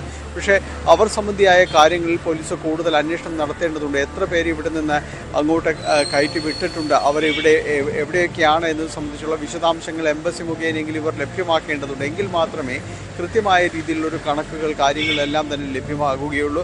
കാരണം ഇതുപോലെ തൊഴിൽ തട്ടിപ്പിനിരയായി പലരും തന്നെ പലയിടങ്ങളിലേക്കും നിർബന്ധിതമായ പല ജോലികളും ചെയ്യേണ്ട ഒരു അവസ്ഥയിലേക്ക് എല്ലാം തന്നെ കാര്യങ്ങൾ പോകുന്നു. എന്തായാലും ആശ്വാസകരമായ വാർത്തയാണ്. റഷ്യൻ കൂലിപ്പട്ടാളത്തിൽ അകപ്പെട്ട തൃശ്ശൂർ സ്വദേശി നാട്ടിൽ തിരിച്ചെത്തിയിരിക്കുന്നു. ഇപ്പോഴും പക്ഷെ അവിടെ കൊല്ലപ്പെട്ട ഒരാളുടെ മൃതദേഹം കണ്ടെത്താനായിട്ടില്ല എന്നത് ആശങ്കപ്പെടുത്തുന്ന, വേദനിപ്പിക്കുന്ന കാര്യം തന്നെയാണ്. വ്ളോഗർ മുകേഷ് നായർക്കെതിരെ പോക്സോ കേസ്. പ്രായപൂർത്തിയാകാത്ത പെൺകുട്ടിയോട് മോശമായി പെരുമാറിയെന്നാണ് പരാതി. കുട്ടിയുടെ മൊഴിയുടെ അടിസ്ഥാനത്തിലാണ് കോവളം പോലീസ് കേസെടുത്തത്. മുകേഷിന് പുറമെ അൻസിയ എന്ന യുവതിയും കേസിൽ പ്രതിയാണ്. ഇവരാണ് മോഡലിംഗിനായി വിളിച്ചു വരുത്തിയതെന്ന് പരാതിയിൽ പറയുന്നു. ഫെബ്രുവരി 12-ന് ആദിശക്തി റിസോർട്ടിലായിരുന്നു ഷൂട്ട്. എന്നാൽ നടന്നത് മണി ബ്ലാക്ക്മെയിലിംഗ് ആണെന്നും അപമര്യാദയായി പെരുമാറിയിട്ടില്ലെന്നും മുകേഷ് പ്രതികരിച്ചു. ഫെബ്രുവരി 12-ാം തീയതി ജാൻ പ്രൊഡക്ഷൻ എന്ന് പറഞ്ഞൊരു കമ്പനി എന്നെ ഒരു ഷൂട്ടിന് വിളിക്കുകയുണ്ടായി. അപ്പോൾ അവരുടെ ഒഫീഷ്യൽ പ്രൊമോഷൻസും ഒക്കെ ബ്രാൻഡിങ് ഒക്കെ ചെയ്യുന്നത് ഞാനാണ്. അപ്പം അതിൻ്റെ ഭാഗമായിട്ട് ഞാൻ അവരുടെ ഷൂട്ടിന് പങ്കെടുക്കുന്നു. അപ്പോൾ ഈ കുട്ടിക്ക് 15 വയസ്സ് 16 വയസ്സാണെന്ന് എനിക്കൊരു മെസ്സേജ് വരുന്നു, വേറൊരു ആളയക്കുന്നു. അപ്പോൾ ഞാൻ ആ കുട്ടിയെ തന്നെ ബന്ധപ്പെടുന്നു. അപ്പോൾ കുട്ടി തന്നെ എനിക്ക് ഇൻസ്റ്റാഗ്രാമിൽ അയച്ച വോയിസ് മെസ്സേജ് ഉണ്ട്, ചേട്ടാ എനിക്കൊരു കുഴപ്പമില്ല, നാട്ടുകാർക്ക് എന്ത് പ്രശ്നം, അതെല്ലാം ഞാൻ കോടതി സമർപ്പിക്കുന്നുണ്ട്. പരാതി കൊടുക്കുന്നതിന് 24 മണിക്കൂർ മുമ്പ് കുട്ടി എന്നോട് കുറച്ച് പൈസ കടം ചോദിച്ചിരുന്നു. അതിന് അച്ഛന് സുഖമില്ല എന്ന് പറഞ്ഞാണ് ചോദിച്ചത്. പക്ഷേ ഞാൻ ആ സമയം ഔട്ട് ഓഫ് സ്റ്റേഷൻ ആയിരുന്നുകൊണ്ട് ഞാൻ തരാമെന്ന് പറഞ്ഞിരുന്നു. പക്ഷേ എനിക്കത് കൊടുക്കാൻ പറ്റിയില്ല, കാരണം ഞാൻ ഔട്ട് ഓഫ് സ്റ്റേഷനാണ്, വേറൊരു ഷൂട്ടുമായിട്ട് ബന്ധപ്പെട്ട് ട്രാവലിംഗ് ആയിരുന്നു. അപ്പം അതിനുശേഷമാണ് ഈ കേസ് വരുന്നത്. പിന്നെ വേറൊരു ഇൻഫ്ലുവൻസറാണ് ഈ ഒരു ഇങ്ങനെ ഒരു സംഭവം ഉണ്ടെന്ന് പറഞ്ഞിട്ട് ആദ്യമായി വീഡിയോ ഇടുന്നത്. അപ്പോൾ ആ ഇൻഫ്ലുവൻസർ അല്ലെങ്കിൽ ഒരു ഗ്രൂപ്പ് ഓഫ് ഇൻഫ്ലുവൻസേഴ്സിന് എന്നോടുള്ള ഒരു വൈരാഗ്യമുണ്ട്. കാരണം കേരളത്തിൽ തന്നെ 1000-ലധികം ഇനോഗ്രേഷൻസ് പ്ലസ് 2500 ബ്രാൻഡ് കൊളാബറേഷൻസ് ഒക്കെ കംപ്ലീറ്റ് ചെയ്ത ഒരാളാണ്. എൻ്റെ ഒരു വേൾഡ് റെക്കോർഡ് ഉള്ള ഒരാളാണ്. അപ്പം പലർക്കും അതിൽ അസ്വസ്ഥതയുണ്ട്. അപ്പോൾ ആ അസ്വസ്ഥതയുടെ ഭാഗമായിട്ട് കൊണ്ടുവന്ന ഒരാളല്ല, ഇതൊരു ഗ്രൂപ്പ് ഓഫ് ഇൻഫ്ലുവൻസേഴ്സിൻ്റെ ഒരു ടീമുണ്ട്. അപ്പോൾ അവർ കൊണ്ടുവന്ന ഒരു കേസാണിത്. അതിന് ഈ പെൺകുട്ടിയെ മറയാക്കി കൊണ്ടുവന്ന് ഒരു പോസ്കോ എന്ന് പറയുമ്പോൾ പിന്നെ കുറേ നാളത്തേക്ക് മറ്റുള്ളവർ അല്ലെങ്കിൽ ഇതുപോലുള്ള ഫംഗ്ഷൻ അല്ലെങ്കിൽ ഇനോഗ്രേഷൻസിലൊക്കെ നമ്മളെ ഒന്ന് ഇടിച്ചു താഴ്ത്താൻ പറ്റുമല്ലോ എന്നുള്ള രീതിയിൽ. പക്ഷേ എൻ്റെ കയ്യിൽ ദൈവം സഹായിച്ച് കംപ്ലീറ്റ് പ്രൂഫും ഉണ്ട്. വിവരങ്ങളുമായി വി അരുൺ ചേരുന്നു. അരുൺ, എന്താണ് ഈ കേസിന്റെ പശ്ചാത്തലം? 16 വയസ്സുള്ള ഒരു കുട്ടിയോട് അപമര്യാദയെ പെരുമാറി എന്ന് പറയുമ്പോൾ ഒരു ഫോട്ടോഷൂട്ടാണ്. കഴിഞ്ഞ ഫെബ്രുവരി 12-ാം തീയതി കോവളത്തെ ഒരു റിസോർട്ടിൽ നടന്ന ഫോട്ടോഷൂട്ടാണ് ഈ പ്രശ്നങ്ങൾക്ക് തുടക്കം.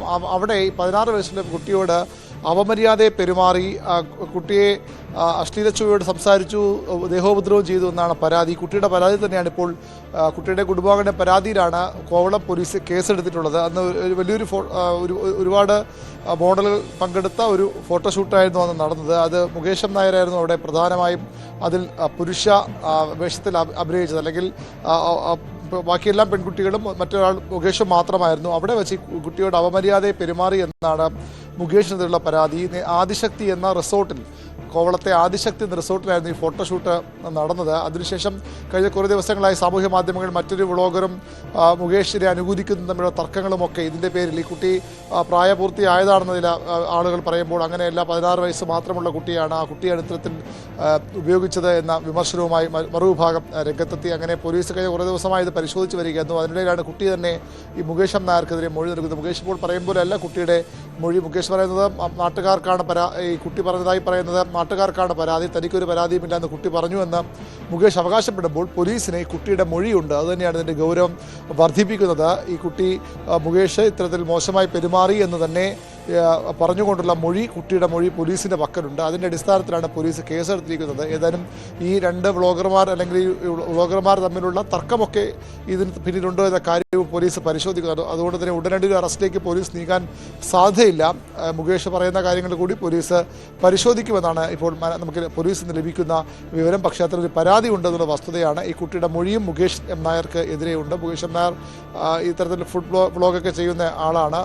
ഫുഡ് വ്ളോഗിൽ മാറി മറ്റു ചില ഇതുപോലുള്ള ചില ഫോട്ടോഷൂട്ടിലും മറ്റ് ചില സിനിമകളിലുമൊക്കെ ഇയാൾ അഭിനയിച്ചിട്ടുണ്ട്. അടുത്തിറങ്ങിയ ഒരു സിനിമയിലും ഇയാൾക്ക് ശ്രദ്ധിക്കപ്പെടുന്ന ഒരു വേഷത്തിൽ അഭിനയിച്ച ആൾ കൂടിയാണ് മുകേഷ്. അങ്ങനെ നിരവധി സിനിമകളിലൊക്കെ അഭിനയിച്ചിട്ടുണ്ട്. വ്ളോഗിംഗ് ആണ് ഇയാളുടെ പ്രധാനപ്പെട്ട ജോലി എന്ന് പറയാവുന്നത്. അല്ലെങ്കിൽ ആ രീതിയിലാണ് കടകളുടെ മറ്റ് ഹോട്ടലുകളുടെ മറ്റ് ഉദ്ഘാടനത്തിനുമൊക്കെ ഇയാൾ സ്ഥിരം പോകാറുണ്ട്. അത്തരമൊരു ആൾക്കെതിരെയാണ് ഇത്തരമൊരു പരാതി വന്നിരിക്കുന്നത്. ഒരു കുട്ടിയെ ഉപയോഗിച്ചു എന്നത് ഈ ദൃശ്യങ്ങളിൽ ഒരു കുട്ടിയുണ്ട്. പക്ഷേ ആ കുട്ടിയെ ഏതെങ്കിലും തരത്തിൽ മോശമായി ഇയാൾ പെരുമാറിയിട്ടുണ്ടെന്ന കാര്യമാണ് വ്യക്തമാകേണ്ടത്. ഏതായാലും ഈ കുട്ടിയുടെ മൊഴി മുകേഷ് എം നായർക്കെതിരെയുണ്ട്. അതിന്റെ അടിസ്ഥാനത്തിൽ തന്നെയാണ് കോവളം പോലീസ് ഇപ്പോൾ കേസെടുത്തിരിക്കുന്നത്. തുടർ അന്വേഷണം വേണമെന്നാണ്. എന്തായാലും ആരോപണങ്ങൾ പൂർണ്ണമായി നിഷേധിക്കുകയാണ് മുകേഷ് എം നായർ. ഈ സംഭവത്തിന് പിന്നിൽ, ഈ കേസിന് പിന്നിൽ, പരാതിക്ക് പിന്നിൽ രണ്ട് ബ്ലോഗർമാർ തമ്മിലുള്ള പ്രശ്നങ്ങൾ വല്ലതും മറ്റോ ഉണ്ടോ എന്നും പോലീസ് പരിശോധിക്കേണ്ടതാണ്. സ്പോട്ട് ലൈവ് പൂർണ്ണമാകുന്നു.